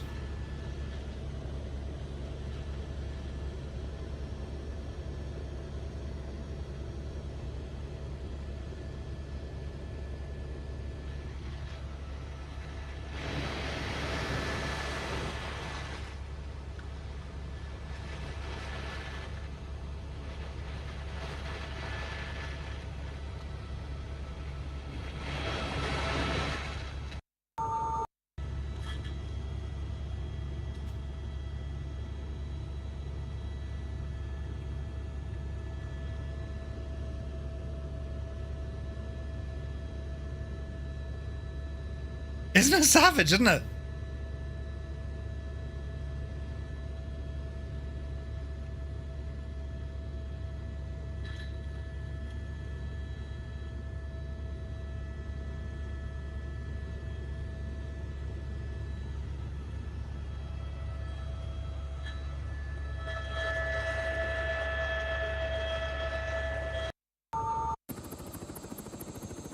When we landed then, look. Isn't that a view and a half, look?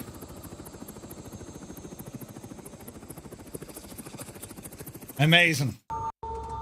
And then this is us getting ready to depart.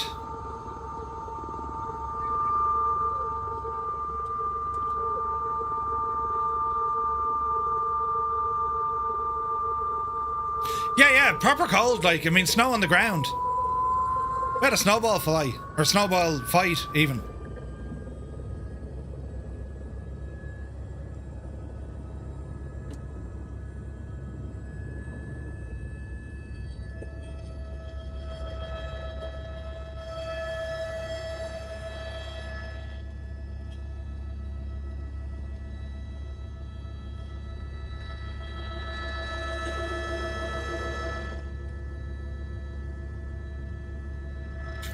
Isn't it unreal, isn't it?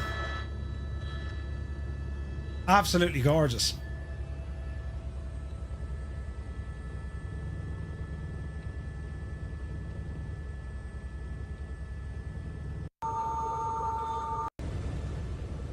The speed and turbulence coming down the glacier was unreal.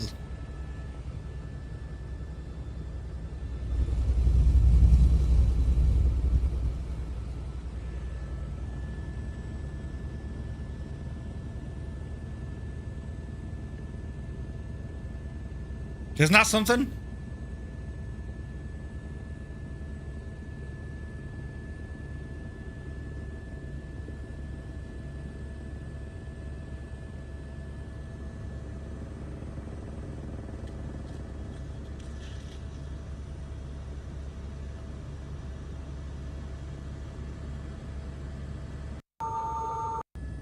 And then coming in for our landing then.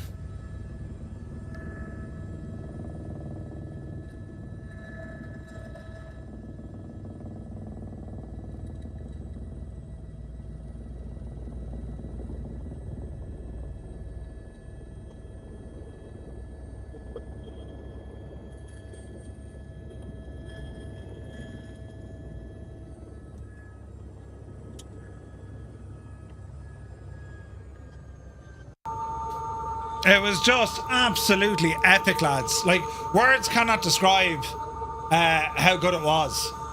It was just incredible. So, a couple of photos then to share.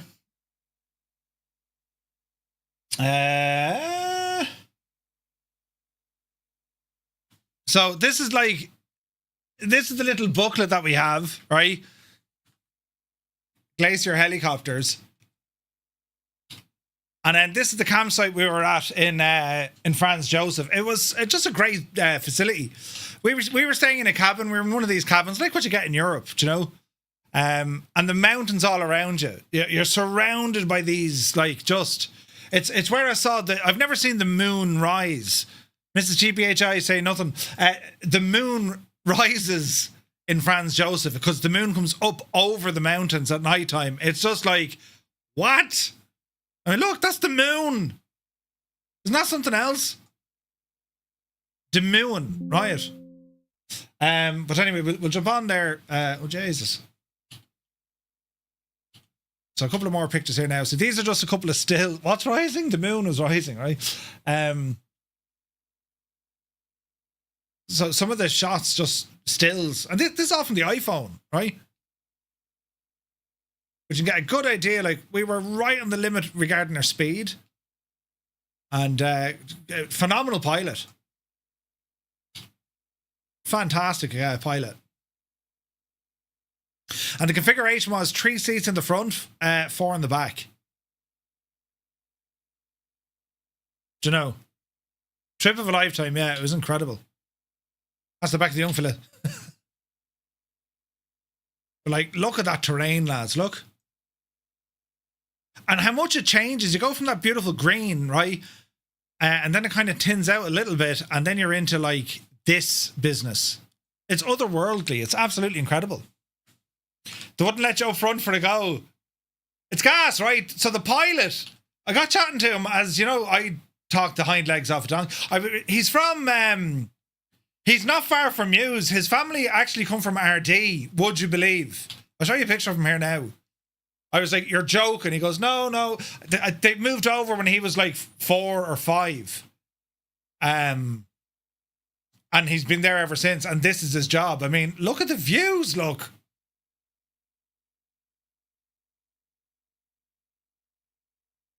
Unbelievable. There's a Muppet. Ah, chef's fish. That was the view behind the window looking out. I mean, look at that, lads.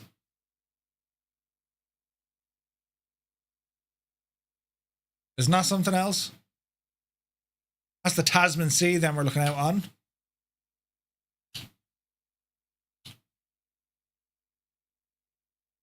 There's the rotor there, but like, when you just see the terrain and how aggressive it really is, like a glacier, it's unbelievable.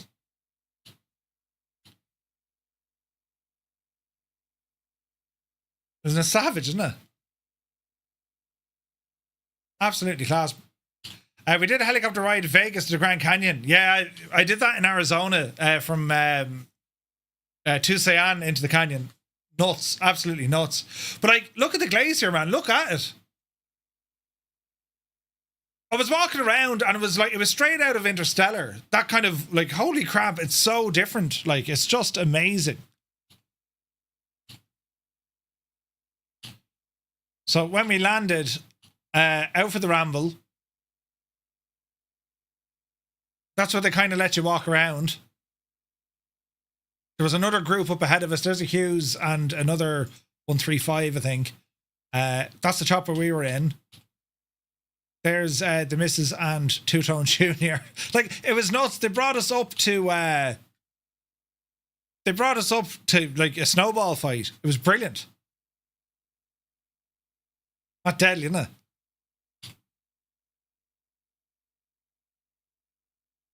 It was class. So that's our chopper. Isn't it absolutely savage? And it's a working chopper. You notice there's a hoist on it. So like this sort of like you know, these sort of scenic flights, they're just part of what these guys do. They loved this part. I was chatting to them. They were just like, I said, Jace, I said, what made you go fixed wing or helo instead of fixed wing? You know? And he's like, he said, to be honest, he says, there's the two lads. So here's our pilot, and that's the pilot of the other one. And his folks came out of RD. You know? They just bang on, dead sound, able to chat to them. And yeah, the crack was just brilliant. It was brilliant. What an experience to have. And like, whatever about, you know, being on holidays, you bring aviation into it, or you mix aviation into it. It's just incredible. Do you know?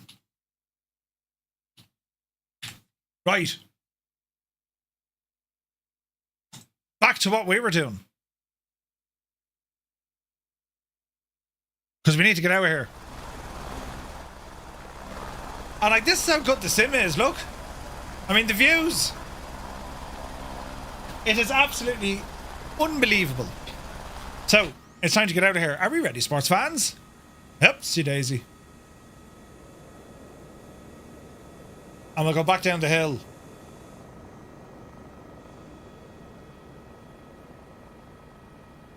It's just class. We had Mount Cook Airlines defunct now, but they used to land fixed on skis up here. No way, really? My dad got offered a job in New Zealand when he came out of the Royal Marines when I was 6 months old. He failed the medical, and for one reason and another, he never tried it again. Wow, Boise, that's nuts. Stoke, good to see you still at work. Had a snowball fight in shorts and a t-shirt on top of the mountain in Tenerife. Jesus.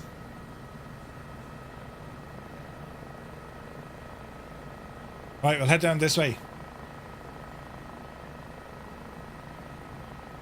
Casey Wingboy, have a good one. I can sit in this mountain and watch those videos all day. JB, isn't it? Like, it's incredible, man. It really is.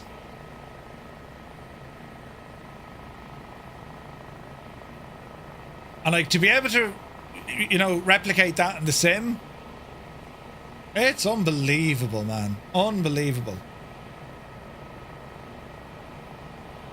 Right, watch your speed. Easy now.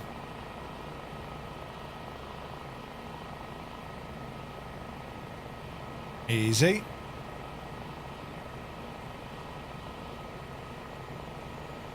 Yeah, no, the sim is good. Like, it's not perfect, but it's so good.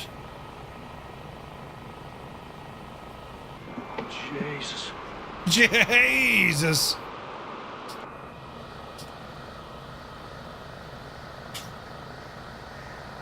Easy now. Oh, come on, Roy. We'll have to check him out. Easy now.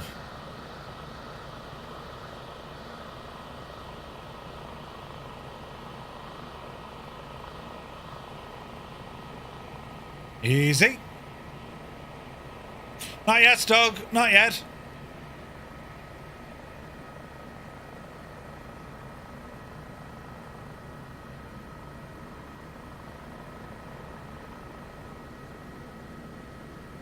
So the whole flight from start to finish, we were out for, I think it was about 45 minutes.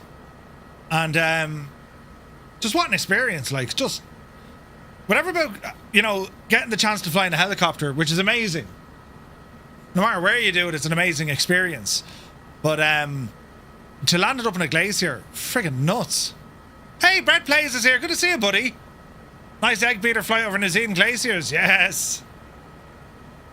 Sumner, have a good one, buddy. Happy hour.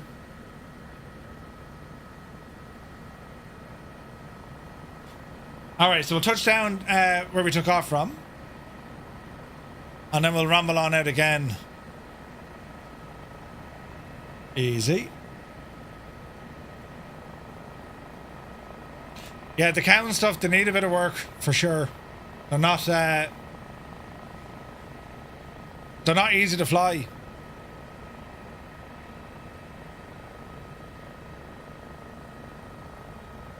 And them trees shouldn't be there. Easy now.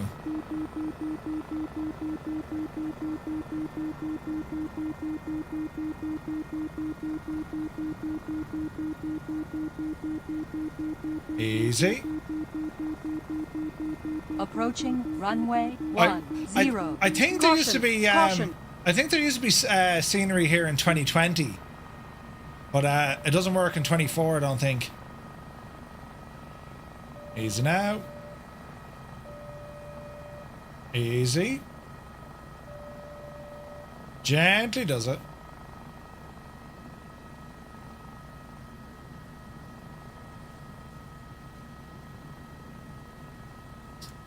Easy.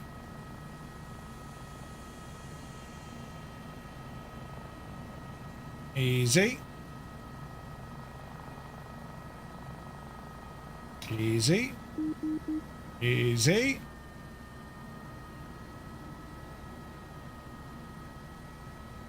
Alrighty then. Right, brilliant. That'll do us. Man the Limbics. Chopper flying, lads. Otherworldly.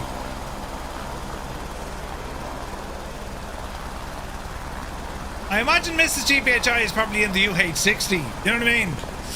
Right, back to the Kodiak we go. Let's see what we can do here.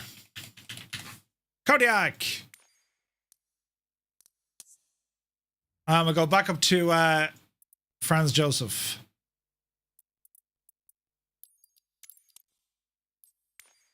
Make sure we're all synced. In all my years in the Marines, I never lost my fear of flying in helos. The only guy in my unit happy to get out in Afghan. Really? Jesus. Yeah, there's choppers are so much fun. Like they're just a great machine to go flying in, and like it depends kind of on the weather, what's happening as well. They can either be very comfortable or it can be like bumpy as hell, you know. But a fantastic experience though. Right. Approaching runway 28. Back into our machine we go, and well, let's get some power back into our caravan. How are we for weight and balance? Fuel. We'll top her up. 80% will do us. Load the aircraft. And that'll do.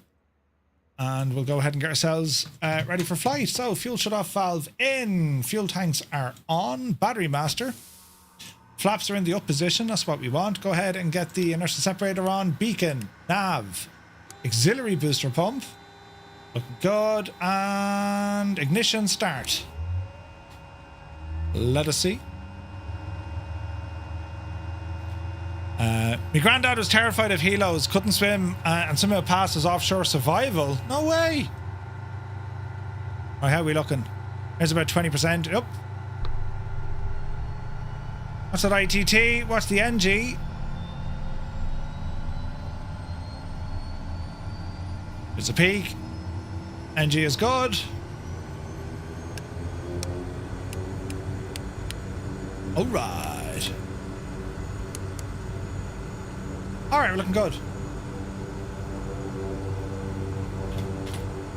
Now we shall set. We'll probably go 3,000 again. I'll do it. Transponder altitude reporting. And I think we're looking good. Alright. Franz Joseph traffic, November 235 Romeo Mike. We are departing straight out. Franz Joseph. Is there even runway numbers here? Let's call it 30. Did I say caravan or Kodiak? I can't remember now. Jeez, there goes Rex. Come on, Rex. Alright, let's fly. Power coming in.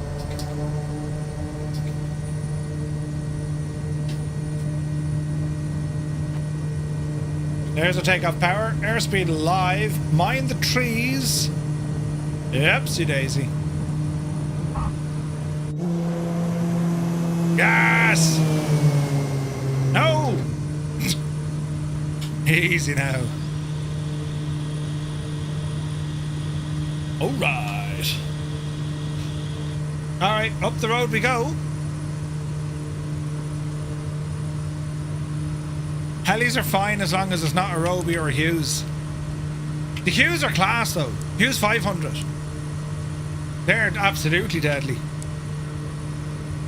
Okay, autopilot. We're going to say heading mode, flight level change. Give us 120 knots in the climb. Easy now. Alright, look good. Next up, hometown. So we're heading up next to Hokitika. We'll keep her fairly lit now, lads. We've a bit of the way to go yet, but we'll keep her lit. So far, so good. Hope everyone's still enjoying themselves, flying along. We hope. Are we doing okay? One of those. A bit of tunage as we're climbing out of here. Watch your torque.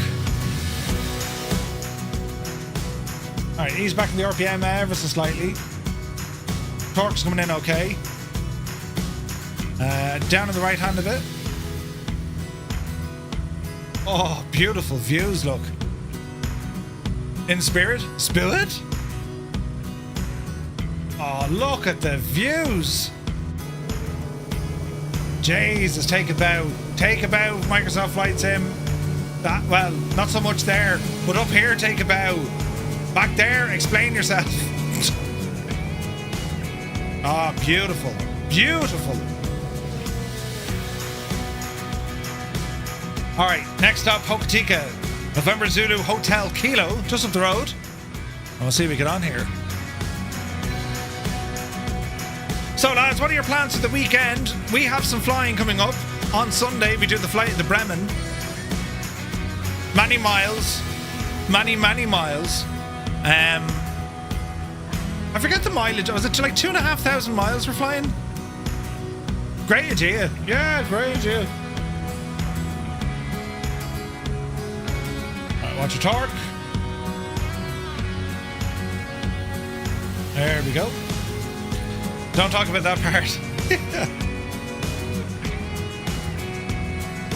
Alright, we're looking good. We're on live time and live weather. It's pretty out here. It's getting cloudy though. Cross the pond tomorrow. So Dougal, what route have you got for tomorrow, buddy? Hopefully going to be doing some magic trips, or magic for Tipperary's very own Pat Short. Man yourself keen.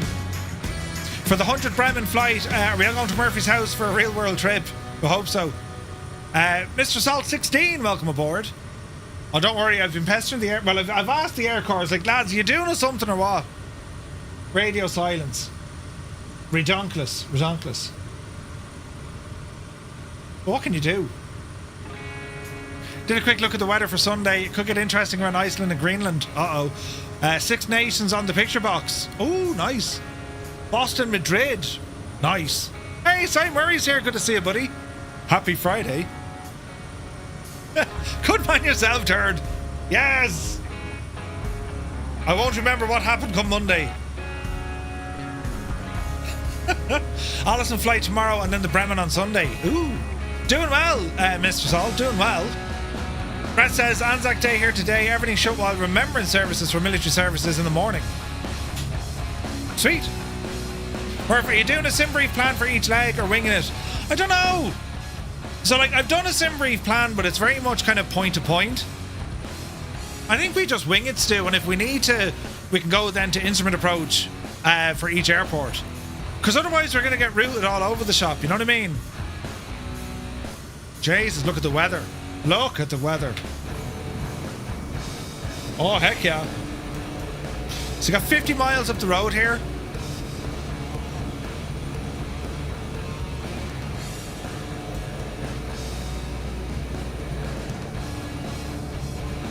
Adam was flying with us, but I think he's gone. I can see Cyrus there. Redoing most of my room. I'm going to be busy. New bed, shelves, and all sorts of stuff. Good man yourself.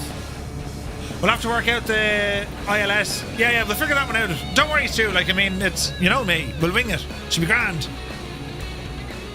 You can't see me. I had a CTD. I don't believe this, Iris.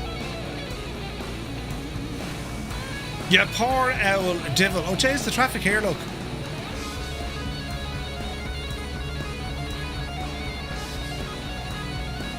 Man, that is pretty. There's some very weird stuff going on outside your plane there. Scott? Yes? No ILS in hockey, just GPS. You can always drop a quick Navigraph route into SimBrief. Yeah, no, like, that's what I did. As in, it's point to point, but that's the way I set it up, you know? El Dorado, to where? To Blaze. He did. He was just telling us how well his sim was running. No CTDs. And then he got a CTD. I don't believe it. Oh, Jesus, then. There's nothing worse. Nothing worse. Right, we're progressing nicely. Oh, look at that, man. The scenery out here, it's bang on. Like, that's more accurate in terms of, like, they're just these, like, and in the raining months or in the wintertime, like, them rivers, they're, like, they could take up all of that area. It's nuts. We do have a weather radar on board.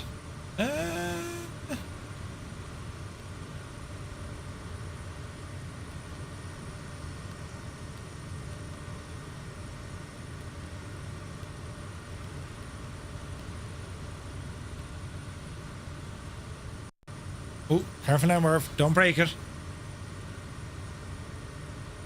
The braided rivers need work for sure, absolutely. Did the plane get an EFB with the update, or is it still using the in-game one? It's using the in-game one. But they've done a bit of work to it, but yeah, I'd probably much rather a custom EFB, do you know? But I think that's coming. As I say, like SWS, this is it's a remarkable airplane. It was back in 2020, and this update in 24, like it's real nice, real nice. Looking forward to Sim Update 5 and the weather radar updates. Yeah, man. Like, the data they can capture now is going to be class. Beardy McWhiskey, good to see you, buddy. Happy Friday, man. Hope you're well. Yeah, I think like Sim Update 5, they're planning now next week, which is probably no issue considering Cross the Pond is on tomorrow. There'd be nothing worse if the sim had an issue on release. Like, could you imagine the fallout? Jesus. Do you know what I mean? We're bad, but like the airliner lads, they go absolutely spare, so they wouldn't be able to fly. It would ruin the event for them if it was an unstable release. But touch wood, fingers crossed, it's not going to be an unstable. It's going to be grand, you know. Okay, so we have a stop at Hokitika. Or Hokitika. I can't pronounce it. Then we're going to fly up to Greymouth, but we're not going to stop there. We're just going to do a fly over Greymouth.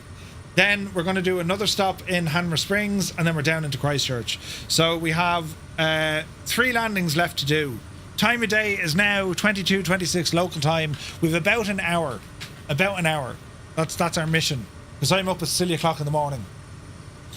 And then we have flying to do on Sunday. It's going to be busy. Oh, by the way, I forgot to tell you. Oh. One of these came in the mail today. It's a Rose Fire gadget. So I need to play with that during the week and do a review. Big Al is here. Good to see you. So I need to see what the old overhead is all about. Your wing link is going mad as I pass Murph. Excellent. Many buttons. Yeah, more things. Yeah, that need USBs. Yeah, 100%. Be interesting to see because like there's a lot of competition out there now. You know, left hand side. Whoosh.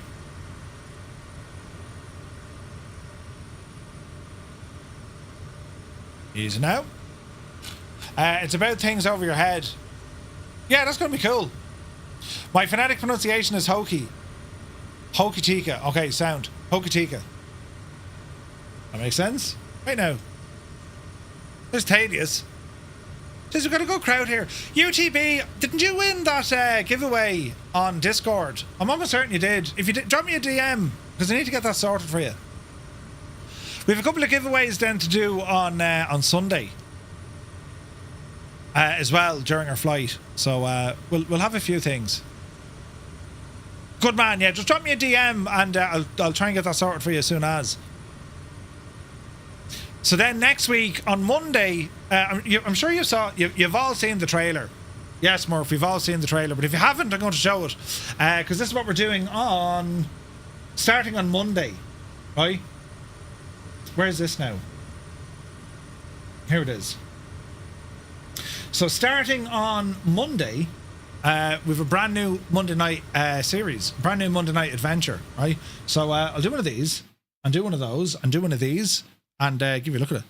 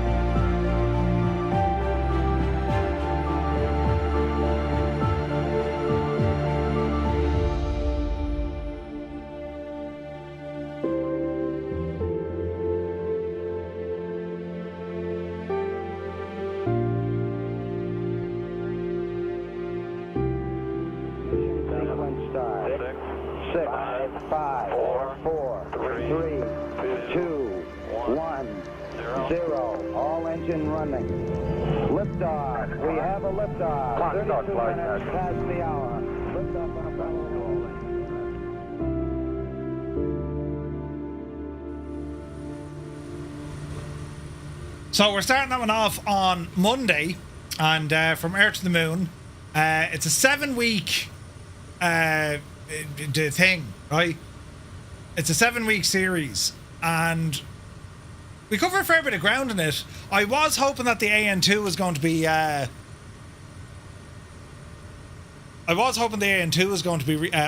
but it won't be, you know. What happened to the fighter jet trailer you showed us for a series? The fighter jet trailer. Which ones, Stu? We did one of those before. You want the moon? I'll tie a lasso around it. P.S. Miranda, good to see you, buddy. And thanks for watching over on the vertical stream. Happy Friday, bud. Yeah, Stu, we did the jet fighter series before. We have to do a new one, though. We have to do a new one. Left a bit. Was recently museum members as well. Hawk ending with a special event.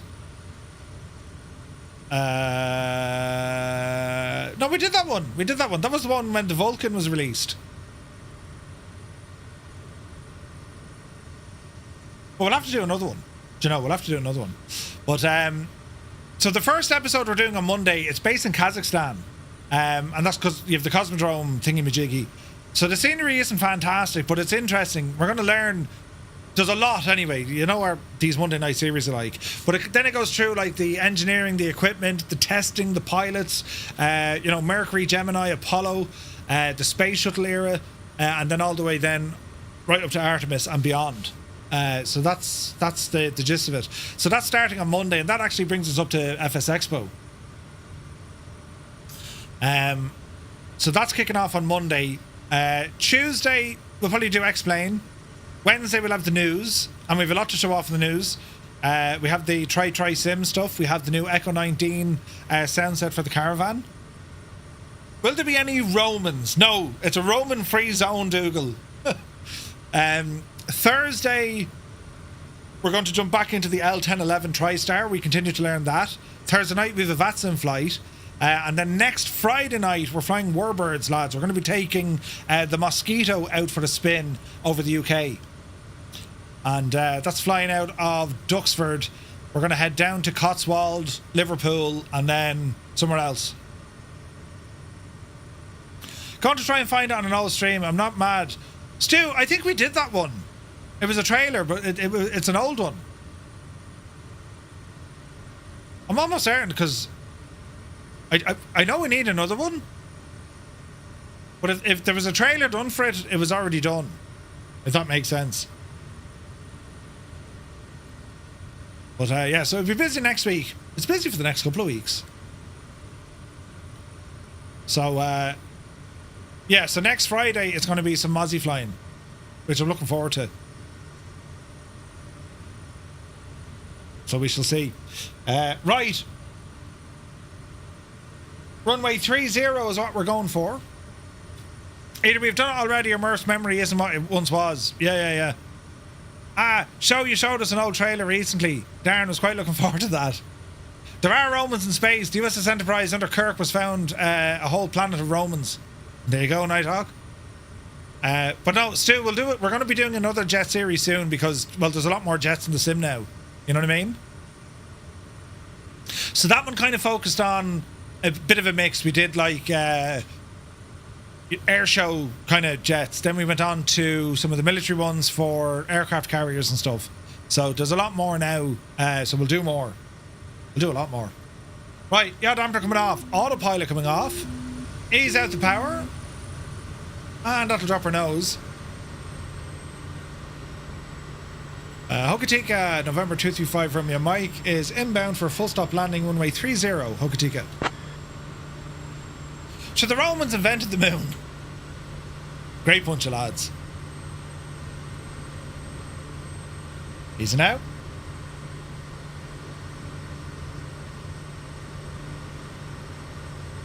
Oh, this is pretty.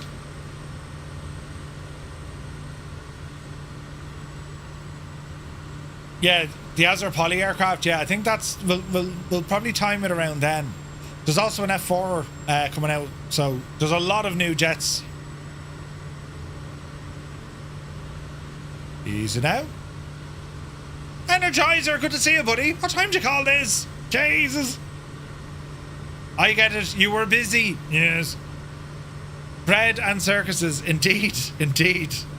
Very good, Rad Baron. Keep them happy. Bread and circus. Yeah, runway 30. Here's Arthurstown.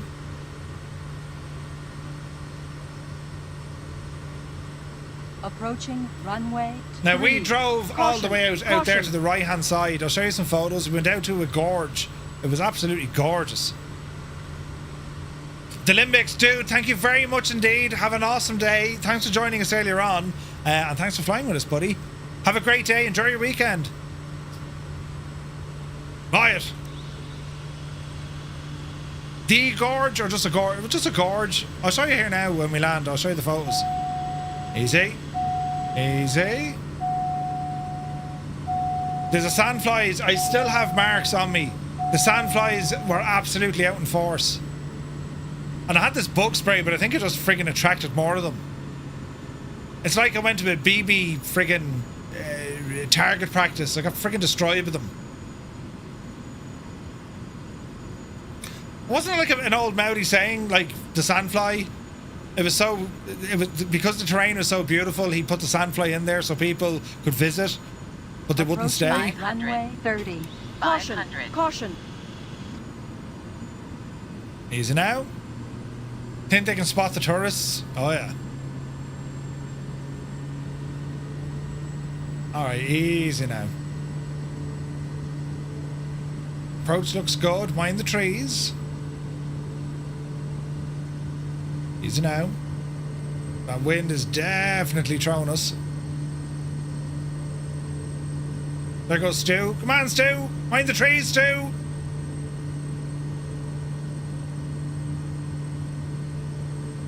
Alrighty. Watch the flare. Out idle, hold the nose. 2:45, sure, we'll take it. Intubated. Dreamy, sleepy, nighty, snoozy, snooze. Ah, Muse, you messed up. That's terrible bad.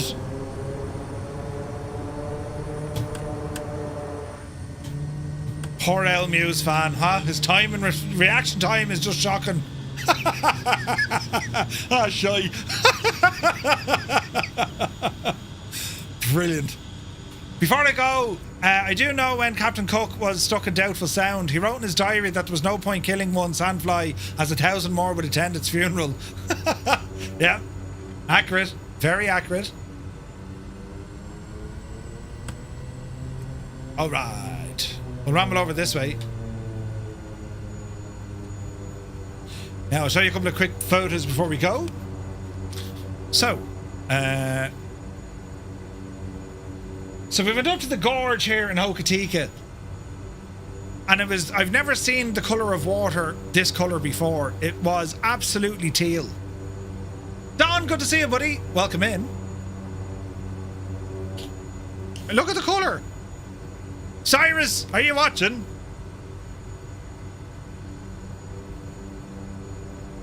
Now, it was lashing rain, but it was absolutely gorgeous, look.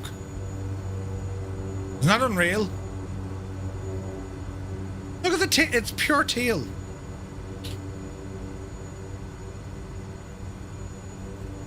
Isn't that something? On a sunny day, it looks blue.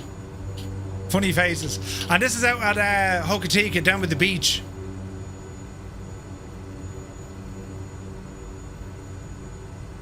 Gorgeous. Absolutely gorgeous. Hokitika. You can only see me legs and me face. Look, I'm totally camouflaged.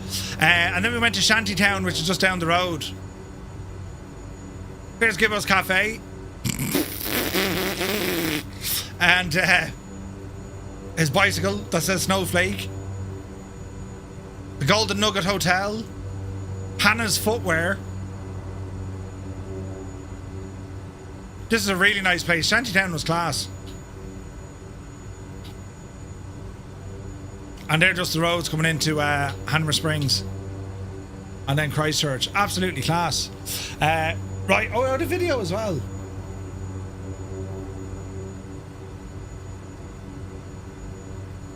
Check it out. This is for Cyrus. Look at that, lads. A7 Don. Ah, awesome. Great to hear, buddy. Look at that, Cyrus. Teal. This is where Cyrus was created, by the way. He wasn't born, he was engineered. He was crafted out of the teal waters of Hokitika. Yes. Look at it. Isn't it? Is it just savage?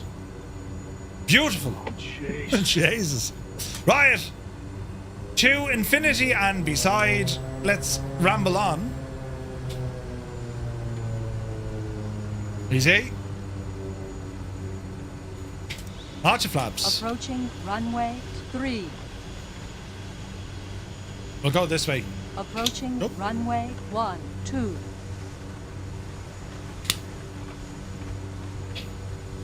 Right. We're nearly there now, lads. We'll keep the boot down now for the next section.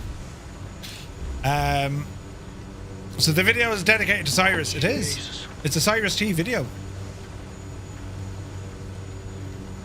Easy now. There's cat face. Oh, Jesus. Oh, oh, Jesus. Oh, no. Oh, no. Fix it, Murphy. Fix it. Ah, Jesus. I'm after shagging the plane. Oh, wait. I fixed it. Look. Brilliant. You saw nothing? Nothing to see here? Can I get a refund? No, you can't. Right. Jeez. Let's get out of here quick. Easy now. On your left, about 2 miles north off runway 3 is a strip worth buzzing. Ooh. Easy now. Easy now. Yepsy daisy. Nice.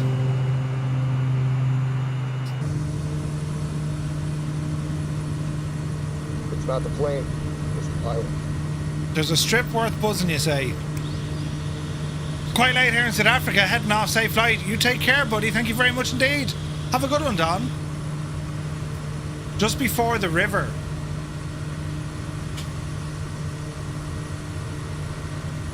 Oh, I see it there now. Easy.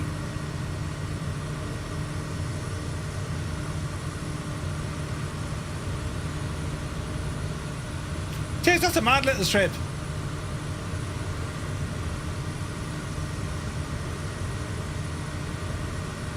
Teeny tiny.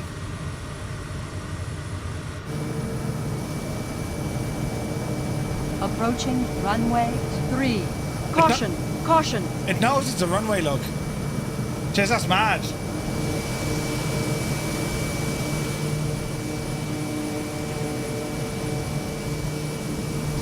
That's where that's home. No way. That's insane. All right. We probably don't need Greymouth. Will we need altitude for here? I don't think so. We'll go heading mode. Altitude, we'll call it 1,000 for the moment.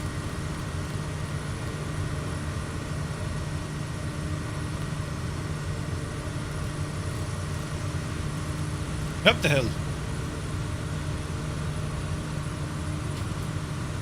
And we ramble up this way. So Greymouth is our next flyover. We're not stopping here though. Do I have a video of my full setup? Yeah, it's over on YouTube, Don. You'll check it out there. I think it's Inside the Man Cave, it's called. Deadly. Ah, lads. When you get to see so many people flying, isn't it absolutely brilliant? Hermit something, Geopilot, Speedy, Febro, Strap, Bench is there, Mrs. GPHI, Jared, Grimmy, Fierce Wolf, Guido, Man Adam, UTB, Druid Zeus, Jolligod, Stu Snape is still there. Captain Donut, Ryder, Flyer 10, Daddy Plumb. Awesome.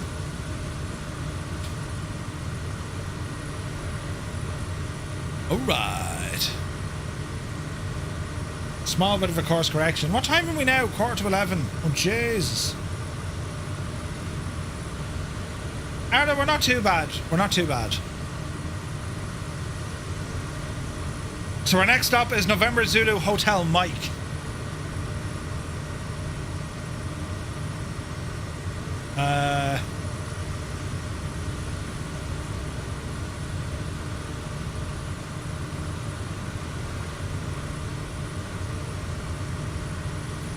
Bit of tunage.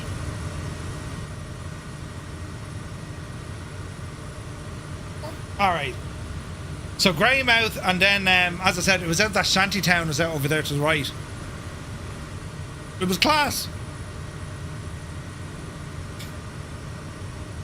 Like the whole 2.5 weeks of that, like it was just non-stop.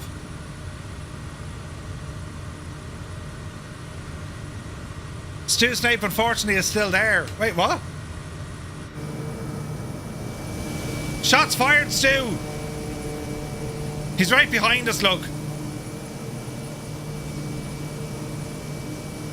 I modelled the strip with the STK, didn't have it uploaded yet. Ah! Dude, just put it up there, man.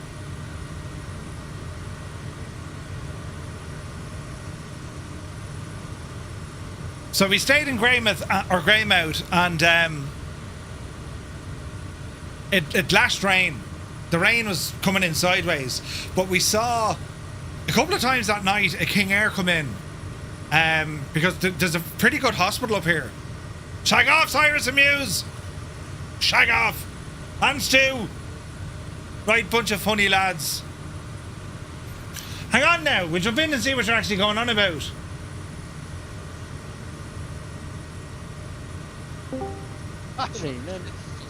Well, wasn't I the proud woman when you pulled out ours, huh? You know what? You're disgusting. Do you know what?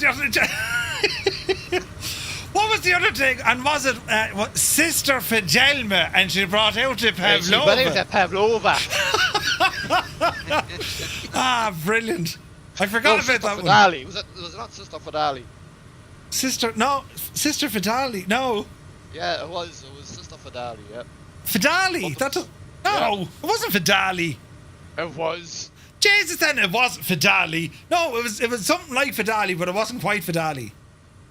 It definitely What kind of wasn't foreign Fidali. talk is this? It's a mix between Irish, German, and Russian. Sister, it wasn't Sister Balls. What was her name? You'll have to find it. If you had your choice of nuns, I'm happy with the ones we have. Oh, brilliant! When she came out with that pavlova. Ah, brilliant. The I forgot all about that. I mean, all the yap we were doing about like the patch art stuff when we were away. Not one of us thought of that scene. There's too many of them. Oh Jesus! But yeah, I don't know. Very funny. Very, very funny. That was. I actually went to that show. I was at not that exact show. He did a couple of them. I was at that show live, and it was hilarious. And I remember he did a gig. Jesus, now he did a gig in my hometown, and I don't know what it is about. And I find Tommy Tiernan to be the same. They're better live. If you see them on the telly or pre-recorded stuff, they're all right. Don't get me wrong, but when they're live and they can kind of bounce off the crowd, it's so funny. Yeah, 100%. Yeah. Do you know? Yeah, so saw Tommy Tiernan on Vicar Street probably about 15 years ago. Absolutely brilliant. Yeah, when they're live, like I saw Foil Arms and Hogs live, and like you come out of the place not feeling well, you laugh so much. Do you know? Yeah. But she came and sister. It wasn't sister. What was her name? I thought it was Fidali or something like that. Sister Fidelia. No, Fidelia or something. Yeah, I'll have to look it up. Yeah, you have to look it up. And she came out with this Pavlov. She put out a Pavlov. Ah, Jesus, brilliant. Cyrus, you need to watch all these. Yeah, it sounds like I do, yeah. Yeah. It's an education, like. You can watch them, Cyrus, and tell me how bad they are. What do you mean how bad they are, Stu? What are you talking about? You'd enjoy them as well. Take one for the team. Yeah. I know, you just have to watch them. Just do a watch party in the Discord. I should actually do that. Yeah, we'll do that. But it'll You just still be... watch the Rings yet, Muse? Yeah, Muse is very bad, yeah. I wasn't going to say anything now, but the fact that Cyrus brought it up... Muse, I can't believe you still haven't watched it. Why would I? What do you mean, why would you? Father Ted is a good start. Oh, no, it is. Turn. Hey yo! I know you're Tom Turn. We know to be father in the hospital. Edward, Ted Ward, and Edward Ward. Yeah. Oh, Jesus. But Dylan Moore, and Dylan was brilliant as well. Oh, he's brilliant, yeah. Brendan Grace. Brendan Grace is brilliant as well. Yeah. Dylan Moore, yeah, I've watched a lot of his stuff live. He's brilliant. It's gas, like it's even Brendan O'Carroll back in the days when he used to do stand up. He was good at the time. Yeah. He was brilliant in the 90s before kind of Mrs. Brown and all that. And that was pure downhill. Yeah. Although it was very popular for him. Yeah, it seemed to be, yeah. Do you know? I've got good to see it. Comedy for simpletons, I call that. Comedy for simpletons. Do you ever fly commercial planes? We do, every Thursday. Mag is here, good to see you. Flying Teapot, Dylan Moore is so good, he really is. He's seen on the Le show. Brilliant, Keen. Oh, Jesus. I want to think it was Fiongula or something, says Linny.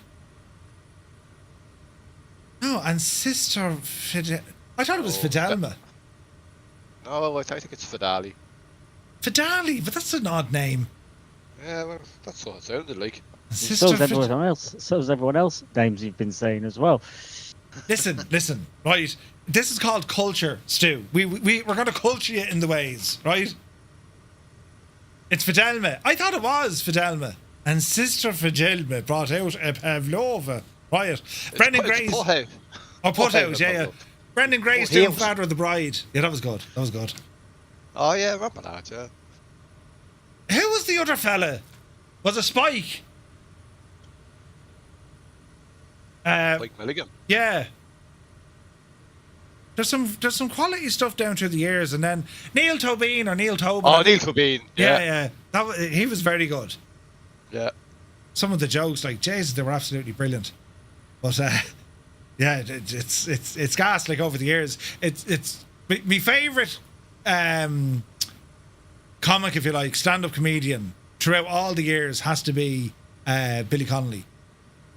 Like, yeah, oh yeah, Jesus, he's amazing, amazing, absolutely amazing, and like the jokes and just the general crack out of him, you know. Dave Allen. Oh, Dave Allen was brilliant. Oh, Dave Allen as well, yeah. Yeah, Dave Allen was brilliant. But yeah, I think Billy Connolly though for me was like, and I watched is it Michael McIntyre? He's very good as well. Yeah, a lot of people don't like him. I actually do like once him. you get over his voice. His voice? What's wrong with his voice? He just it grates on me. Does it? I think he's funny. Yes, Patrick. Kevin Bridges, absolute legend. Oh, Kevin Bridges, yeah. Oh, he's brilliant. Bill Bailey for the musical stuff. Yeah, Bill is brilliant. Oh, yeah. Bill Bailey too, yeah. Yeah. George Carlin. Who's there's a few now that come up every now and again on my feed. He's an Australian fella. I'll need to find out his name. Some of them are just brilliant. Michael McIntyre, he's brilliant. Tommy Cooper was legendary. Just like that. Yeah, just like that. Yeah, he was brilliant. Michael McIntyre is very good as well. But Jimmy Carr's. I like watching Jimmy Carr. Jimmy Carr. Yeah, I like Jimmy Carr. Carr's good, yeah. Yeah. Yeah, Malky, yeah. Crazy. No, I think Connolly is just the story of the stonefish. Yeah, Jesus. Oh yeah. Worst pain known to man. Ah, is it Chris Lilly or Lily? The ouchometer. Yeah, that's what it sounds German, must be true. It starts at ouch to what was that to oh Jesus, what was that? Yeah, that's it. Ah, brilliant. Absolutely brilliant. Benny I Hill like used to that be brilliant. German comedian, Henning Vane. Oh, he's brilliant. Yeah, I've never actually seen him do stand-up. I've seen him on panel shows like Mock the Week or Would I Lie to You or some of them. Yeah, That's no, all I saw him live very in. funny. He did a live show in Bristol. I went with my father-in-law. It was really funny. Yeah. He's a German comedian. Yeah, Henning Vane. He's hilarious. He rips the hell out of the Brits. Henning, but we all love it. It's funny. I'll have to look that up. Some of them, like some comedians, I don't get some of them. Like they're crap. They're just, I don't know what it is. I think some comedians, you know, they just give you a punchline. Every single thing they say is like a one-liner punchline joke. Not mad into that. There's a few of them. Milton Jones does that. He's very fun. Yeah, but I prefer more the story though. Do you know? Yeah, I prefer that myself. Yeah. Dave Chappelle, yeah, he's very good. Wild River Bushley, good to see you, buddy. Welcome in. I'm trying to think who else. There's loads now. Like, jeez, when you think of comedians, and like even in Ireland now, like you know, you've had all these greats, and Pat Short definitely up there, and John Kenny, because like they absolutely smashed it when they were on the scene. Oh, yeah. His most recent stuff though, like he's on Instagram and all that. He works with his daughter Yeah, now, but like that's right. Fair. Yeah, like it's. I quite like Aisling B. She's from your neck of the woods, isn't she? Oh or yeah. is she Northern Ireland? No, she's Kildare, yeah. Right. Yeah, she's actually quite funny, yeah. Was she on the Jonathan Ross show? Was that the one with the rugby player? No? Not that I know of. I'm not sure. Who used to be very good? Do you remember that Scottish fella? He was brilliant, and now he's like not so good anymore. Oh, Frankie Boyle. Frankie Boyle. Yeah. What happened to him? He used to be brilliant. He probably got cancelled, didn't he? Because of he's still mad. He's still gigging, so he is. Is he still gigging? Is he? Oh, he is, yeah. Hey, July is here. Good to see you. Rodney Dangerfield. I mean, it's kind of like any comedian. Like they have to move with the times too, I suppose. And you know, like the material gets stale, and you know, a lot of them have to end up changing their style. Yeah. Danny Boyle has gone off the boil. Like jokes that would have worked, we say, 30 years ago, mightn't work today. No. What do you think of Ricky Gervais? Ricky Gervais. I like Ricky. I used to like him, but I find that he's very repetitive now. He hasn't really had anything new. Like pretty much any stand-up shows that I've seen of him, they're nearly sort of like they're all repeats of, not repeats, but they're like a bastardized version of his last gig, pretty much. I prefer Ricky Gervais as an actor rather than a comedian. Oh, he's a brilliant actor. Yeah, he was brilliant in The Office and what was the other thing? Extras. That's because you keep watching the same. As well, quite recently. Where, he was where his wife was his dead. wife died. Yeah. Yeah. Oh, Afterlife. That was brilliant. Yeah. Yeah. Afterlife. That's it. Yeah. That's because Muse fan is watching the same show. Muse, are you just watching the same ones? Roy Chubby Brown, Jesus. Oh, if we're going that way, you've got it was Bernard Manning. Bernard Manning. I was just going to say Bernard Manning. Oh, Sean Locke's carrot in the box. That was just brilliant. Oh, that made me cry. Yeah. If you haven't seen it, everyone needs to see that. Eddie Izzard. I liked Eddie Izzard. In fact, just him on Two Cats. Anyway, everything he did on there was. Yeah, he made that show. Yeah. Don Rickles. Who's Don Rickles again? Don Rickles. Old veterans here. Good to see you, Scott. Welcome in. No, we haven't died yet to our success. And you know, he was a comedian. Don Rickles. Yeah, who was he though? I'm trying to... Don Rickles. Hang on, I've a machine here beside me. I can type questions into it.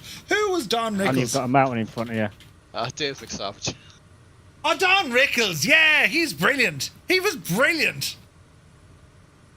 How did you just not know Don Rickles? For God's sake. The hell's the matter with you? He was in... Yeah, I do know. Yeah, he was brilliant. He was in... Wasn't he in Kelly's Heroes? He was, actually, yeah. Don Rickles, yeah, he was brilliant. Oh, apparently he was in Toy Story 3. Was he? And 4. And 4, yeah. I don't know who he played, though. Was he the bear or something? Oh, he could have been. He died in April 2017. He was born in May 1926. Jeez, he good old linens, didn't he? No, Ned Beatty played the bear. Dave McSavage. Oh, no, he was brilliant. He's still going, like, he still does stand-up now. He's quite funny, Dave McSavage, but that was the Savage Eye. That was brilliant. Yeah. Oh, that was class, yeah. The Savage Eye. the Bull Mick, huh? Came into the bay the other day. Days you couldn't put that on telly these days. No, definitely not. God. You really couldn't. Nice, welcome in. Rickles was in Casino. You're mocking me, aren't you? Man, Scott. Hey, Scott.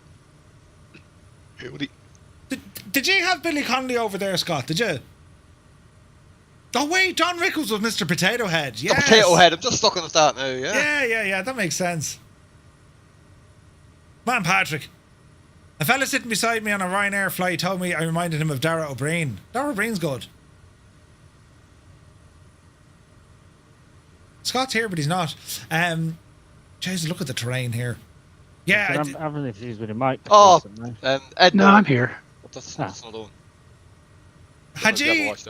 Did you have Billy Connolly over there, Scott?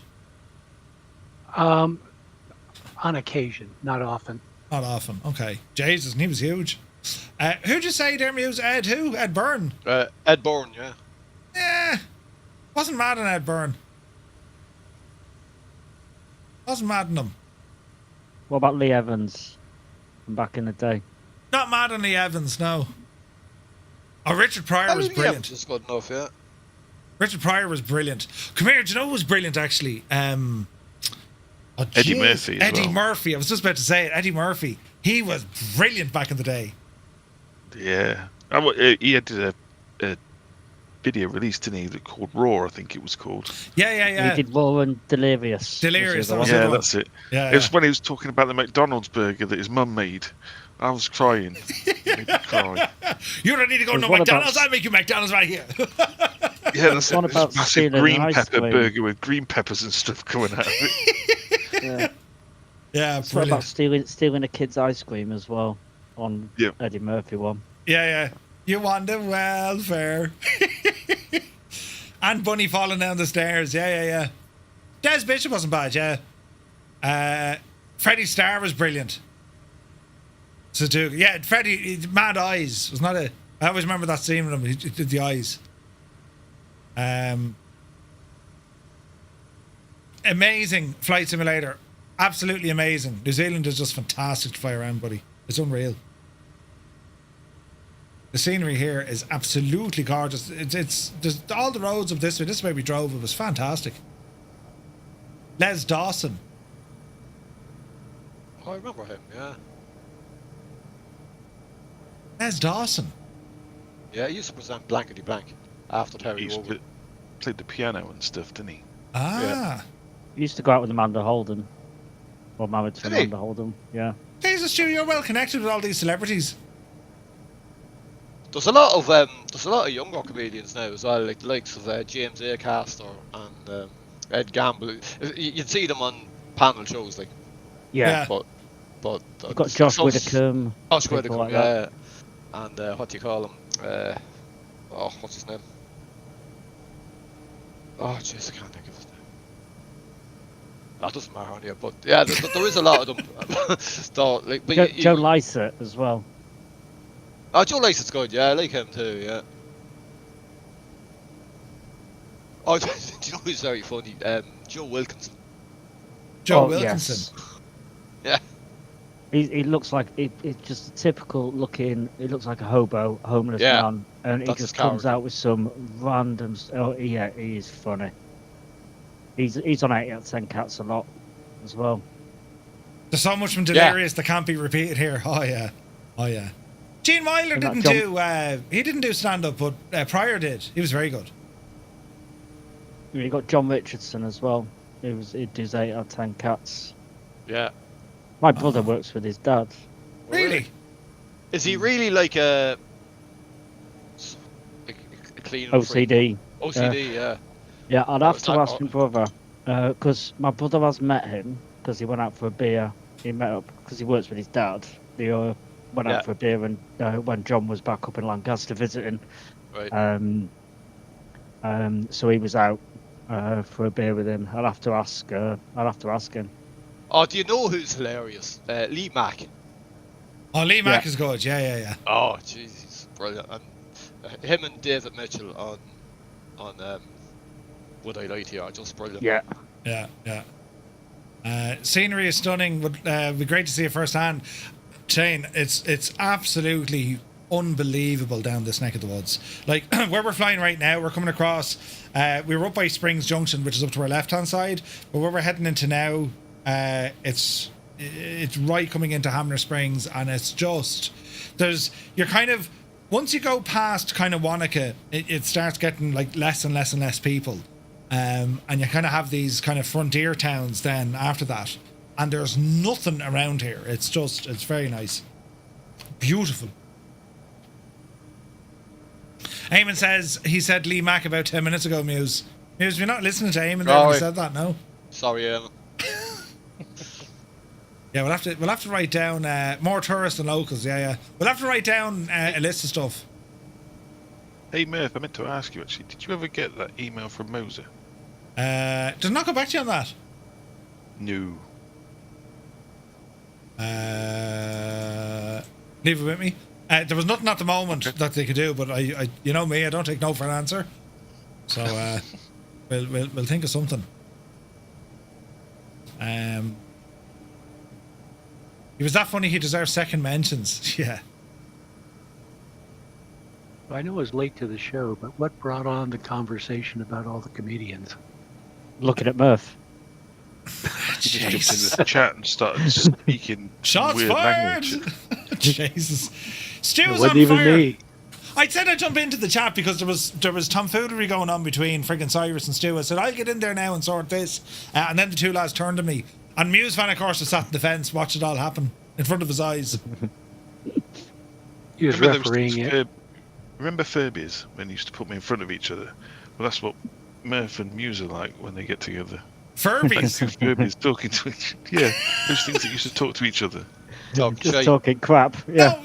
No, we can communicate on an entirely different level than most people. It's like dogs can only hear that high-pitched sound. Myself and Muse can just communicate in a different frequency. Oh, I thought you were going to say something else about how they communicate. Yeah. But there was that one time we tried to sniff my arse, but we said, listen, we'll leave it, you know. All this talk. Was that was then when you cramped in that room in Lollystad? That's what it was, yeah, literally, yeah. That's what it was, yeah. Brilliant. Fuck's sake. You're a great bunch of lads, you know, like, just a great bunch of lads. If you have emotions, don't bring them with you. Why? Because the lads will take them and smash them. It's like playing with your food. There was definitely some smell of arse in the room over the weekend. There was, yeah. Murph and Muse are like Furbies, yeah. Like, what's going on tonight? Muse and Murph are ChatGPT of Ireland. Could you imagine? Yeah, Adam, we know. Yeah, Adam, you were the cause of it. We know who the main cause was. Yeah. Come here, do you remember your man on fucking Wheel of Fortune? Was it Wheel of Fortune? He was brilliant. We were watching Indian Wheel of Fortune. It was so exciting. They were all up having a dance and everything. Oh, yeah. Yeah, I barely remember that. Every game show should have that. It was Saturday night, yeah. Aye. I know, we were well oiled at that stage, but like every game show, like, can you imagine like the chase, and then at half time they all get up and do a big jig? I think it'd be brilliant. It'd liven it up. It'd liven it up a bit, yeah. Wait, me, the noise was coming out of Murph when he went into the jack. Some of us would have the deck room to turn. That is true. We actually had to turn down the telly. Turn down the telly? That's how... turn down the telly? That doesn't make any sense at all. If anything, you'd have to turn up. No, it's okay. We'll take your first answer. That's how polite and well-mannered I was. You know, is Murph even in there, they thought, as they turned down the telly. I read that completely the wrong way. I thought they wanted to hear you. No. Like dogs do, like dogs, yeah. No, we had to turn it up. Adam will confirm. What are you talking about? You're talking rubbish. At least, it was all about, you know, then you shower and then you sprayed the place and it smelled absolutely lovely. There was one key advantage, though, where I slept. I was right by the jacks. Do you remember the bottle of beer we found in the car? We thought it was champagne.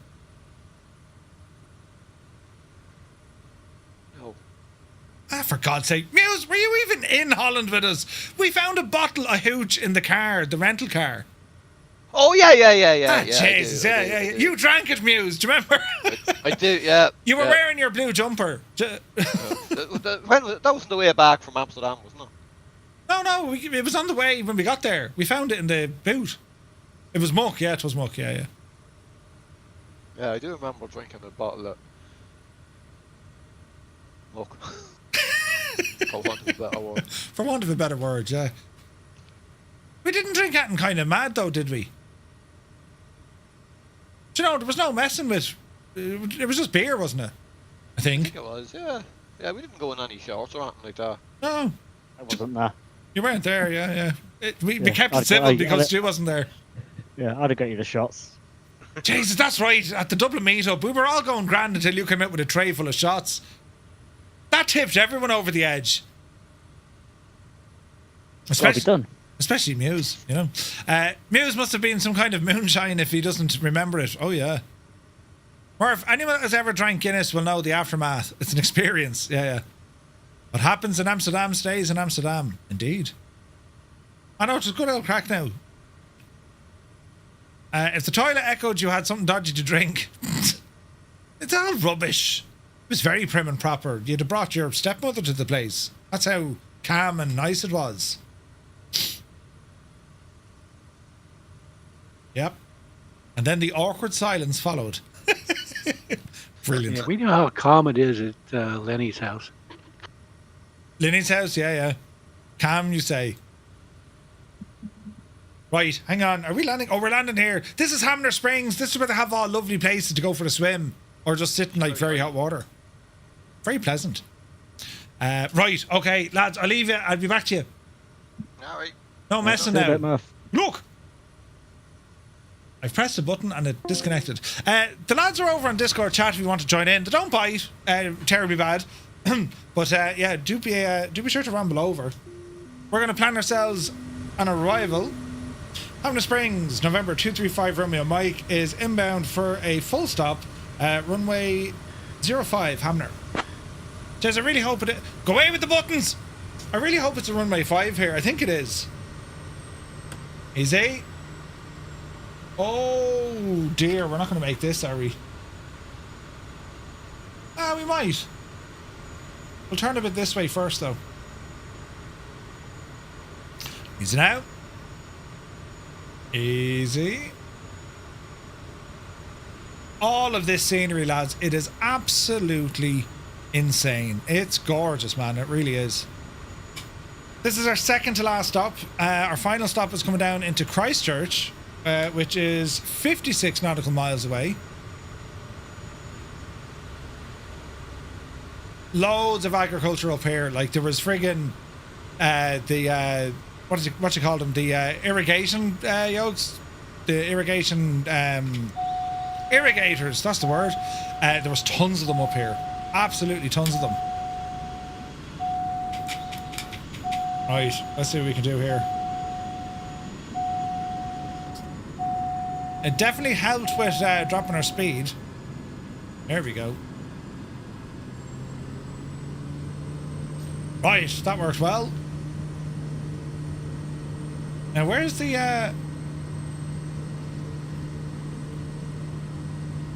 runway? 500. Alright. Is it just grass here? It is.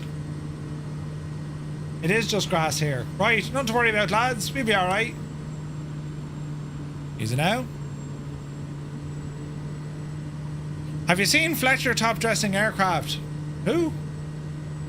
Easy.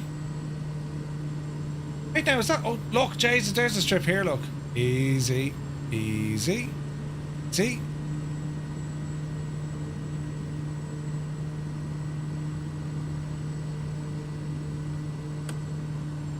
Gently does it. Dreamy, sleepy, nighty, snoozy, snooze. Well, 777, your timing was off, bud. Your timing was off. Alright. Flaps in. That's not a runway. This is the runway. This is indeed the runway. Just a bit of grass. Alright. Alright, we'll taxi back. So Hamner Springs, it's just class, lads. If you have a look at the different thermal springs that they have. So we spent a day there, and they had these water slides, and myself and Two Tone Jr. got into one of them. They're like a rib you hop into, and like our combined weight, we were totally overweight. We said nothing. I got stuck in the slide. Well, I say I got stuck. We both got stuck in the slide, and then we got going, and then we got stuck again. But then we got going, so it was grand. But it's some crack. Some guy's lawn. It's fine. But they're big old slides. They weren't bad now. They were good old crack. Easy now. Right, so from Hamner, it's going to be down to Christchurch. Anthony V, good to see you.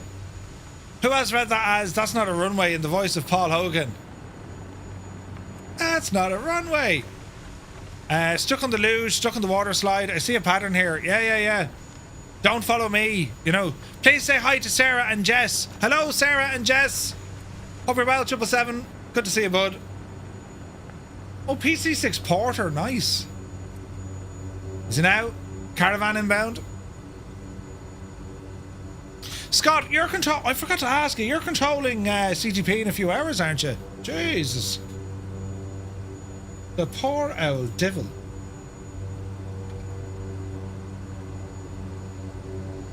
Let's have a look.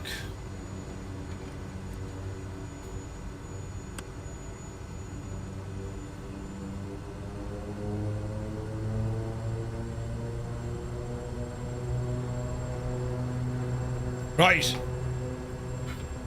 We start at 0400 local time. Ouch. And it's not even dinner time. That's crazy, Scott. 0400 your time. What's that our time? 11 o'clock? Jesus. Oh dear. Yep, see Daisy. It's all right.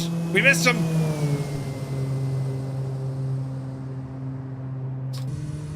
Jeez, it's proper windy here, isn't it? You've been flying and trying to think of a way to mix this with original intention on my channel. Spread the gospel. Wait, what? It's all grand. 0900 Zulu. Ah. I'm hoping if I'm dead on my feet, I'll be less stressed for her. Right? Alright, friends. Now it's down to Christchurch. Right turn. This has been some adventure, hasn't it? Absolutely insane scenery. Like, insane. Right, watch what you're doing here now, you muppet. Easy now. We went to a winery down the road here as well. It was beautiful. I forget the name of it already, but there's two wineries just about maybe half an hour, 40 minutes from here on the way to Christchurch. It was absolutely incredible. Easy. All right. Heading. Autopilot. Engage. 5,000 feet. Don't need 5,000 feet. Call it 3,000. Flight level change. Up the hill. That'll do it. All right. Altitude select. 3,000 feet all the way in. And we're heading straight down the road. New Zealand has some pretty nice wines. Pegasus Bay. Pegasus Bay. That's the one.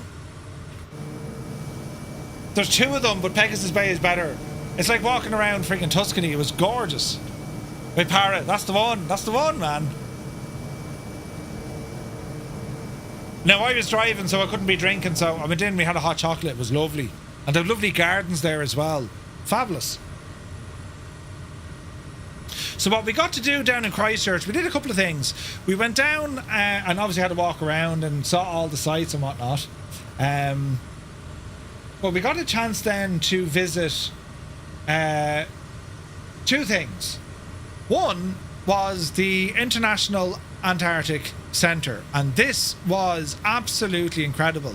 Mr. Two-Tone has more photos, but they have like an Antarctic simulator in there where you walk into this ginormous room, right? Massive. And it's like a giant refrigerator, right? And it's like -8 or -9 degrees Celsius in there.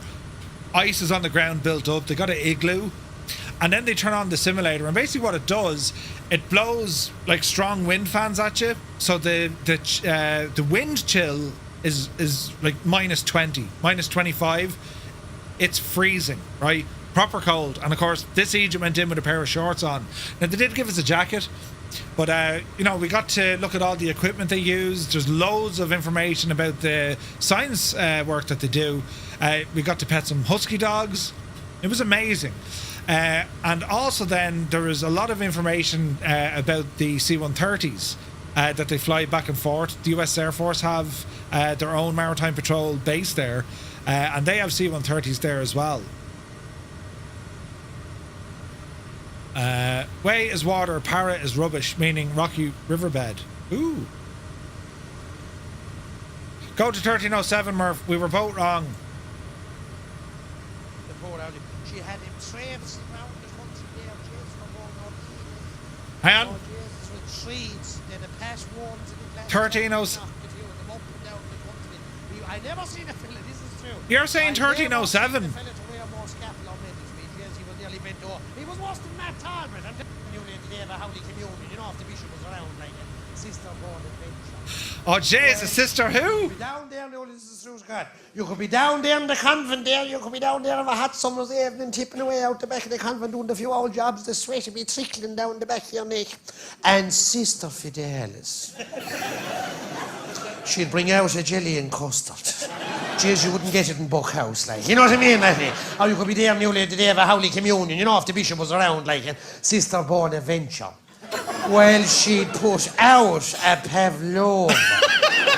Oh, I've often said it myself, Jesus. If someone was to come to me, Matty, in the morning and say, Patsy, that's me, Patsy. She put out a pavlova. That's brilliant. That's brilliant. I've tried to listen to him. I need subtitles. Sister Bonaventure. Absolutely brilliant. Oh, that's hilarious. Yeah, that's good. Strong Tipperary accent. That's hilarious. Good man, Muse. Brilliant. Who is he? That's Pat Short. He's brilliant. Look him up. Brilliant. Absolutely brilliant. Better than Sister Banana Face. Yeah. And she put out a pavlova. Brilliant. But, so the Antarctic Museum, and there's tons of information about it, the Antarctic stuff. Where is it now? Antarctic Centre. Christchurch.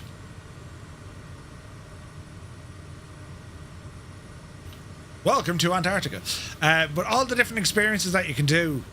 The storm experience. That's what this is class. And it's freezing. Just because they have pictures of kids doesn't mean that it was safe and not at all freezing. Right? That's just... Oh, yeah, they had this 4D theatre, which is basically the seat in front of you sneezes on your face with a bit of water. Right? Effectively, that's all it does. But, yeah, they have all the... They've all the equipment outside. We didn't go on the off-road ride with it. We had to be waiting too long. But, that's the stuff that... they operate in Antarctica. It was, it's class. Absolutely class. And look at that stuff, look. Deadly, right? But they have then the... where is it now? They have... At the airport... just across the road is the airport, right? But they have... there's C-130s parked up there, and it's just unbelievable. Hang on. I'll bring it up on the map. Maps.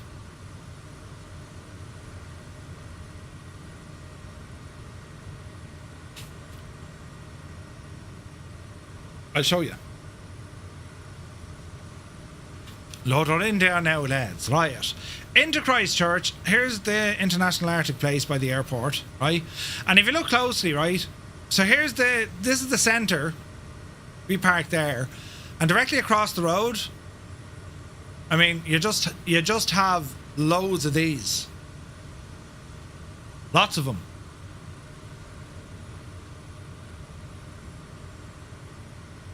And there's A400s there as well.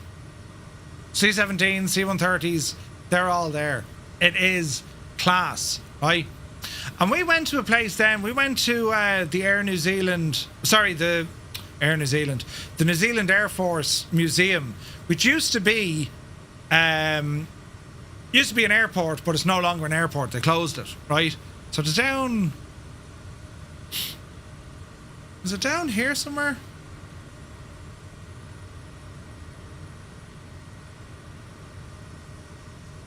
Yeah, Air Force Museum. And it's gas, because when you drive in, right, they've a Harvard up on a splint, or on a stint. Wigram, that's the one, Wigram. Did you not go to the Air Force Museum? No, we did, Vaughn, we did. It was brilliant. They did. They absolutely, yeah, aiming, they're still, Christchurch is mad, you can still see the damage of the earthquakes. But this is where the runway used to be. But we went inside to the Air Force Museum. It just was brilliant. Very good. That's it there. This is very good. I have pictures to show you here. But when you're around, when you're walking around Christchurch, where am I looking for here now? Where is... There we go. So, that stadium just opened the other day, I think. Wasn't the first match there the other day? The cathedral, this thing, it's a convention centre, but there's no sign on it. I think that's an eyesore. But anyway, if you were to look at the cathedral, and it's weird, right? When you're in Christchurch and you're looking around, a lot of churches, the steeples have been taken off them. Do you know? Now, they've done a lot more work on that since, but it's still nowhere near finished. Last night, it was open last night. That's awesome. But like when you're in Christchurch and you're driving around or you're looking around, there's car parks everywhere, and you're thinking, Jesus, that's very handy. But the reality is, unfortunately, there used to be a building where there's now a car park, and that's, you know, it's just the reality of it. You can kind of see, look, all around here, just where buildings were absolutely flattened, all over the place. And it's still the same. Like, I mean, you can go around lots of places. You meet these kind of open spaces, which is mad. But they are building. I mean, there's no doubt they are rebuilding it, and it's coming together really, really nicely. But you don't have to look too hard to see the damage from those earthquakes. You know, 685 million. Oh, how many years ago was that? Like, was it 4? It's more than 10 years ago, isn't it? But what a place. Christchurch is awesome. Awesome place. So some of the pictures I took from inside the Air Force Museum, which was class, right? All this kind of stuff. They have some serious hardware in there. Just really nice, interesting aircraft. So that is a UH-1. And you know what that is?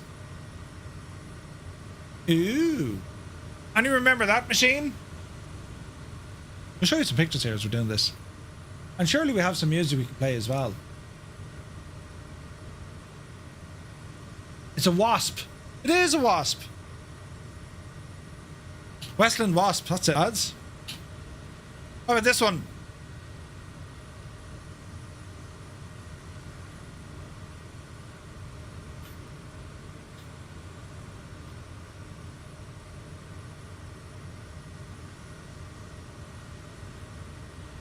You're getting Seahawk soon. Yeah, I think it was a Bell 47. That's what I thought. Or a Bell 200. I couldn't get too close to it. I've never seen one of these aircraft before.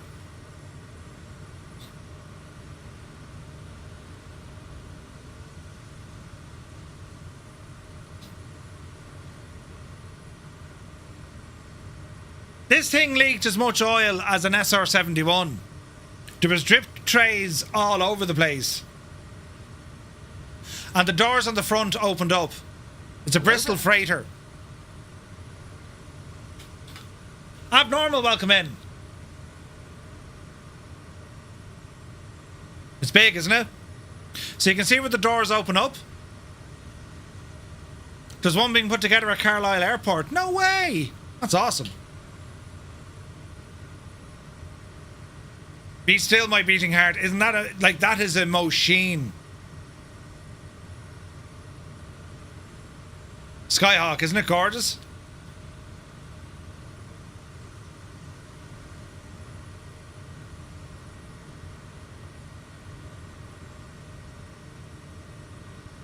Yeah, it's pretty, isn't it? First fighter you flew, or first fighter you flew. No way, Scott. What a machine. Look at the cannons on it. Beautiful. He's in the back of the Huey.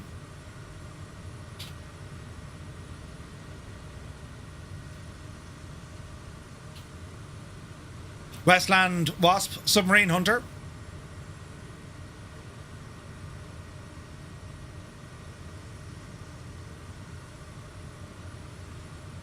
Anyone know what it is?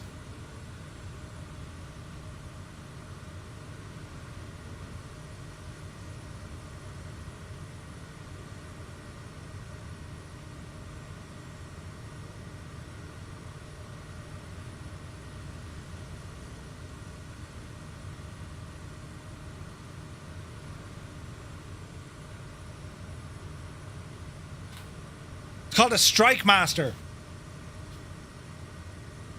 They had these flying at the air show. It's a Strike Master. BAC, good man, Vulcan. Oh, Mr. Anderson, it was so good. This one here, this is absolutely a gorgeous airplane.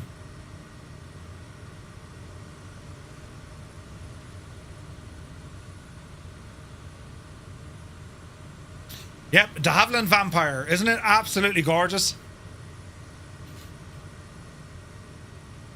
Beautiful.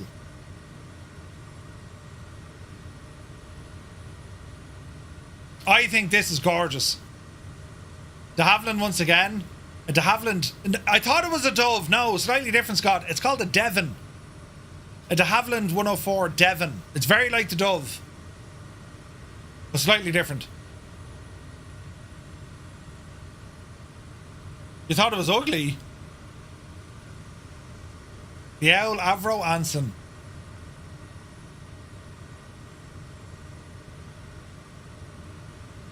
When you think of the company Avro and the aircraft they pushed out, unbelievable. Avro Anson 652. Do you know what that is?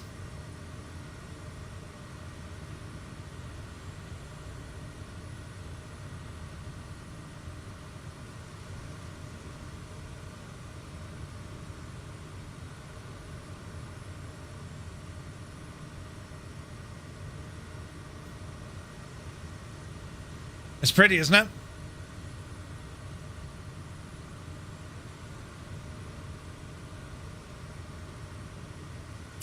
Big machine. Hudson, I think. Isn't that the name of it?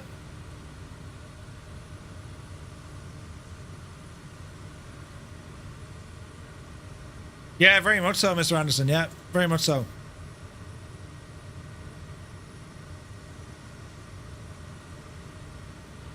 They have a great museum there.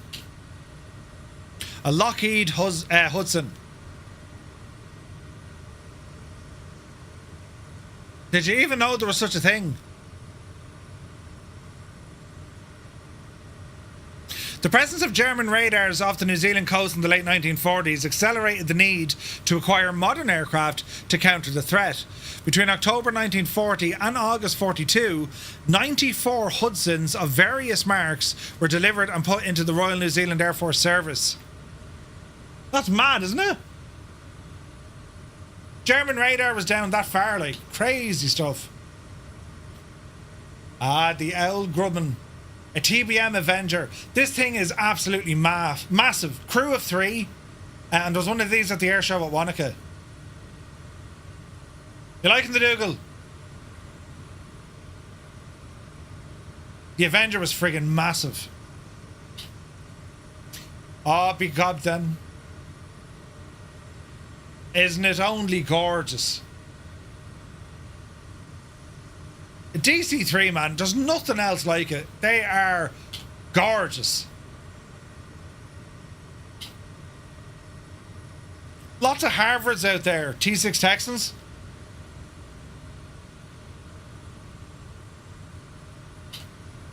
Beautiful. There's the Avenger. Man, look at that engine look.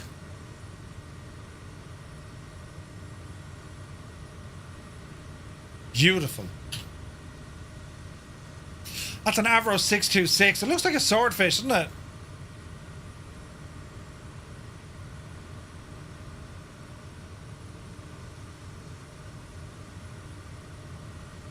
Gorgeous.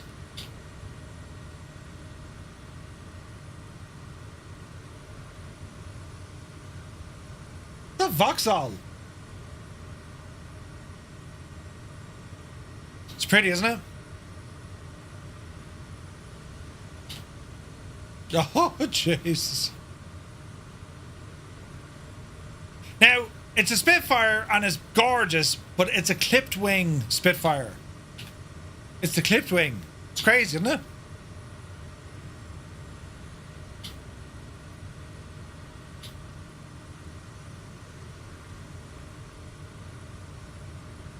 Trans-Antarctic Expedition.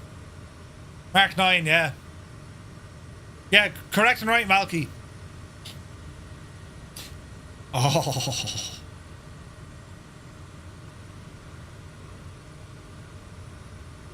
The size of the propeller on the Mustang, isn't it unreal?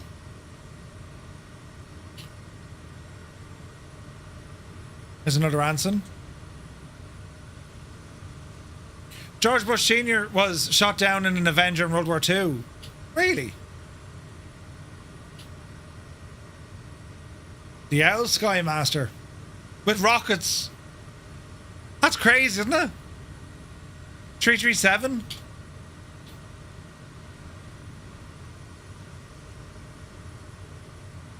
They were used as like surveillance aircraft and light strike.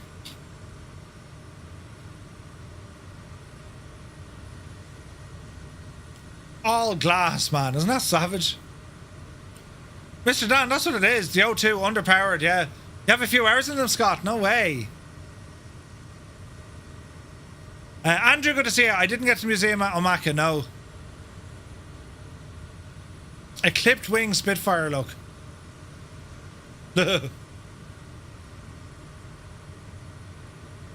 It's a Mark 14 Spitfire.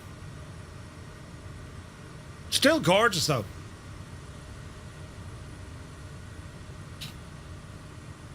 That's the back of the Hudson.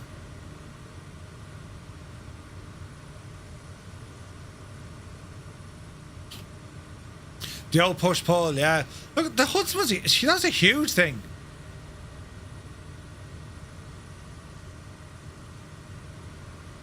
Great machine, though. Mark 9 was still Merlin powered. It's a great museum, lads. Highly recommended.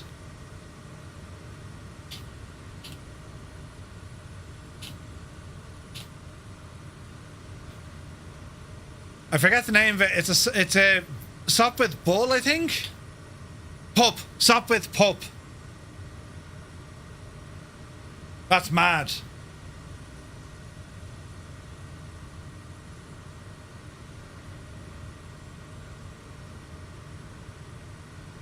$1917. Hello there. Oh, it is, Scott. Tons of photos. Tons of photos. Horizon Vector, welcome in. And there we have a Keane Lafford Special. The Keane Lafford Special. It's a replica.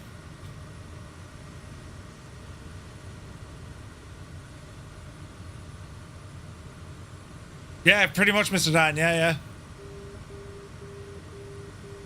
Horizon Vector, good to see it.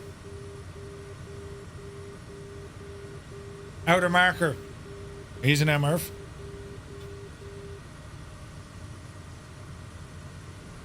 That's mad. So that is a replica of a Blériot. It was constructed in Dunedin in 1985. It's mad, isn't it? And here's a couple of pictures of Christchurch. So that's the main cathedral. But I think they've stopped building it. Their focus now is on other areas around the place. But it's a beautiful city. Beautiful, beautiful city. And that was on the way home then. Right. Let's get ourselves turned back, y'all. Yeah, they ran out of money for it. Yeah. Oh, look at this, lads. Hello, Christchurch. Look at this.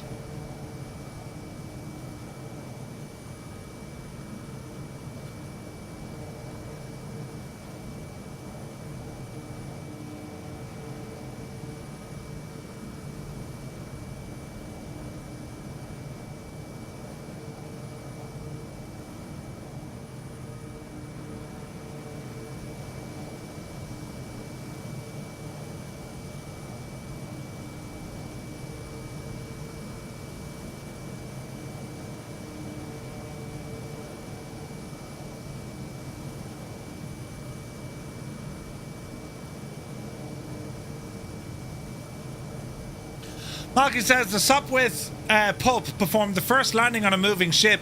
It was on the HMS Furious. No way, man. Crazy. It was fun to hear everyone wax lyrical about our home. Dude, it's so nice. State of your country. The state of your country. It's so nice. So nice. Right. We are about to land here into Christchurch. And it was Christchurch. This is where we flew from Christchurch back up to Auckland. And then Auckland up to Los Angeles. That was the route we took heading home. But it was an amazing time away. What a beautiful country. The amount of stuff there is just unbelievable. And tons of aviation stuff, like tons of it. Jeez, we're coming in hot here. We'll be alright.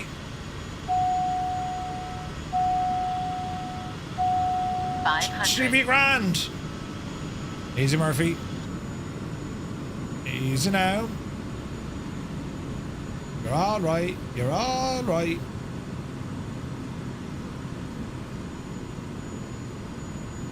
Alright.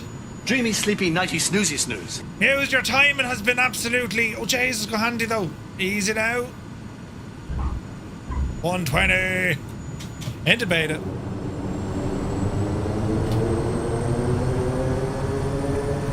Alright. Out of beta. Flaps in.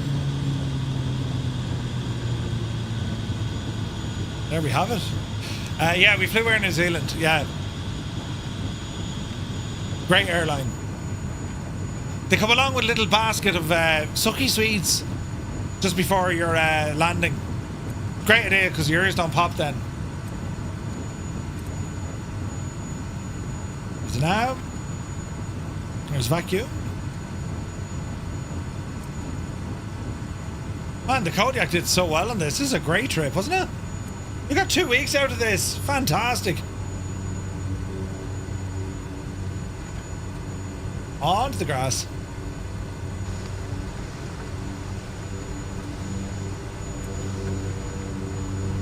Approaching runway 2. So nice flying with you guys, as always. Absolutely class. Alright, park and brake on. Runway 2.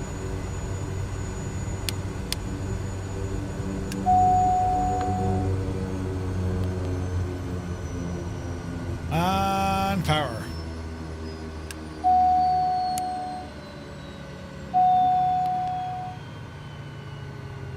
Alright.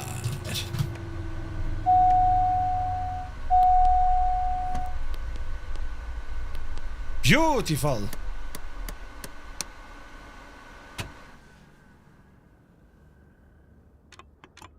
Excellent. Absolutely fantastic, lads. Did you see Dave the Goose on New Zealand Airlines? Was it Dave? The mascot of Air New Zealand? Dave the Goose. The last time I was there, the safety video was like Lord of the Rings stuff. This year a little bit different. They used to have the All Blacks at another time. Which, then Aer Lingus to Dublin, yeah, that was it. Not sure it's a worth upgrade in the 2024 version. I think it is. It's class. They've done a great job on it. Really have.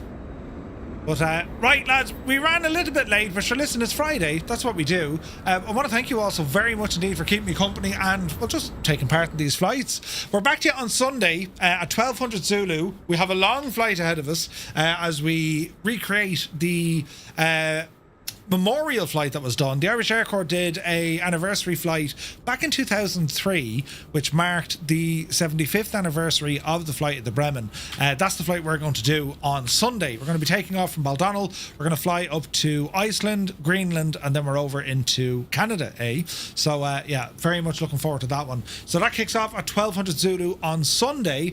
To everyone who's flying across the pond tomorrow, the very best of luck. Enjoy it.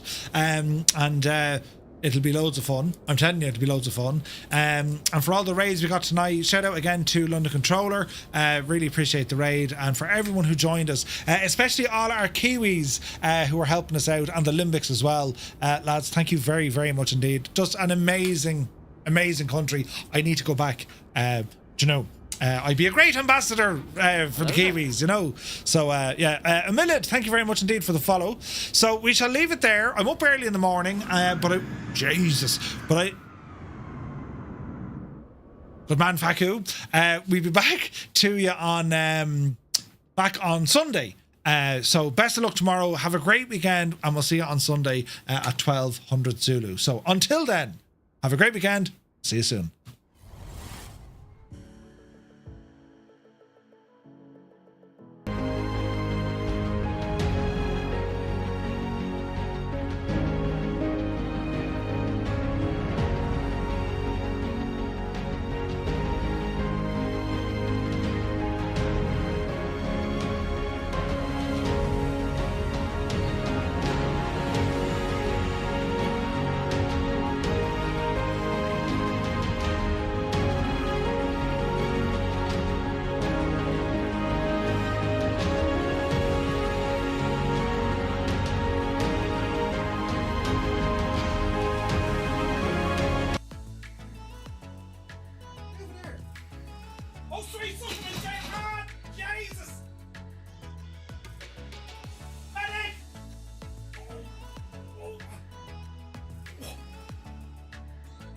Look at this big E just... Oh, Jesus.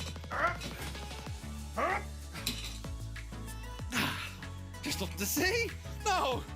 There's nothing to see at all. Here. Someone has to clip that, lads. Keen Lefford came straight in. But the mod control, from a viewer perspective, it makes the whole thing quite negative, doesn't it? When you delete, you're sitting there and you're thinking, Jesus, this is painful to watch. This is like watching the end of Hands. Is Mike Roch in the chat? Mike Roch? That's brilliant. Hey everybody, is there a Mike Roch here? Is Mike Roch here? Oh, we've got a gun sight. This is a beta, so I'm not too worried. It looks great though, doesn't it? Listen to this.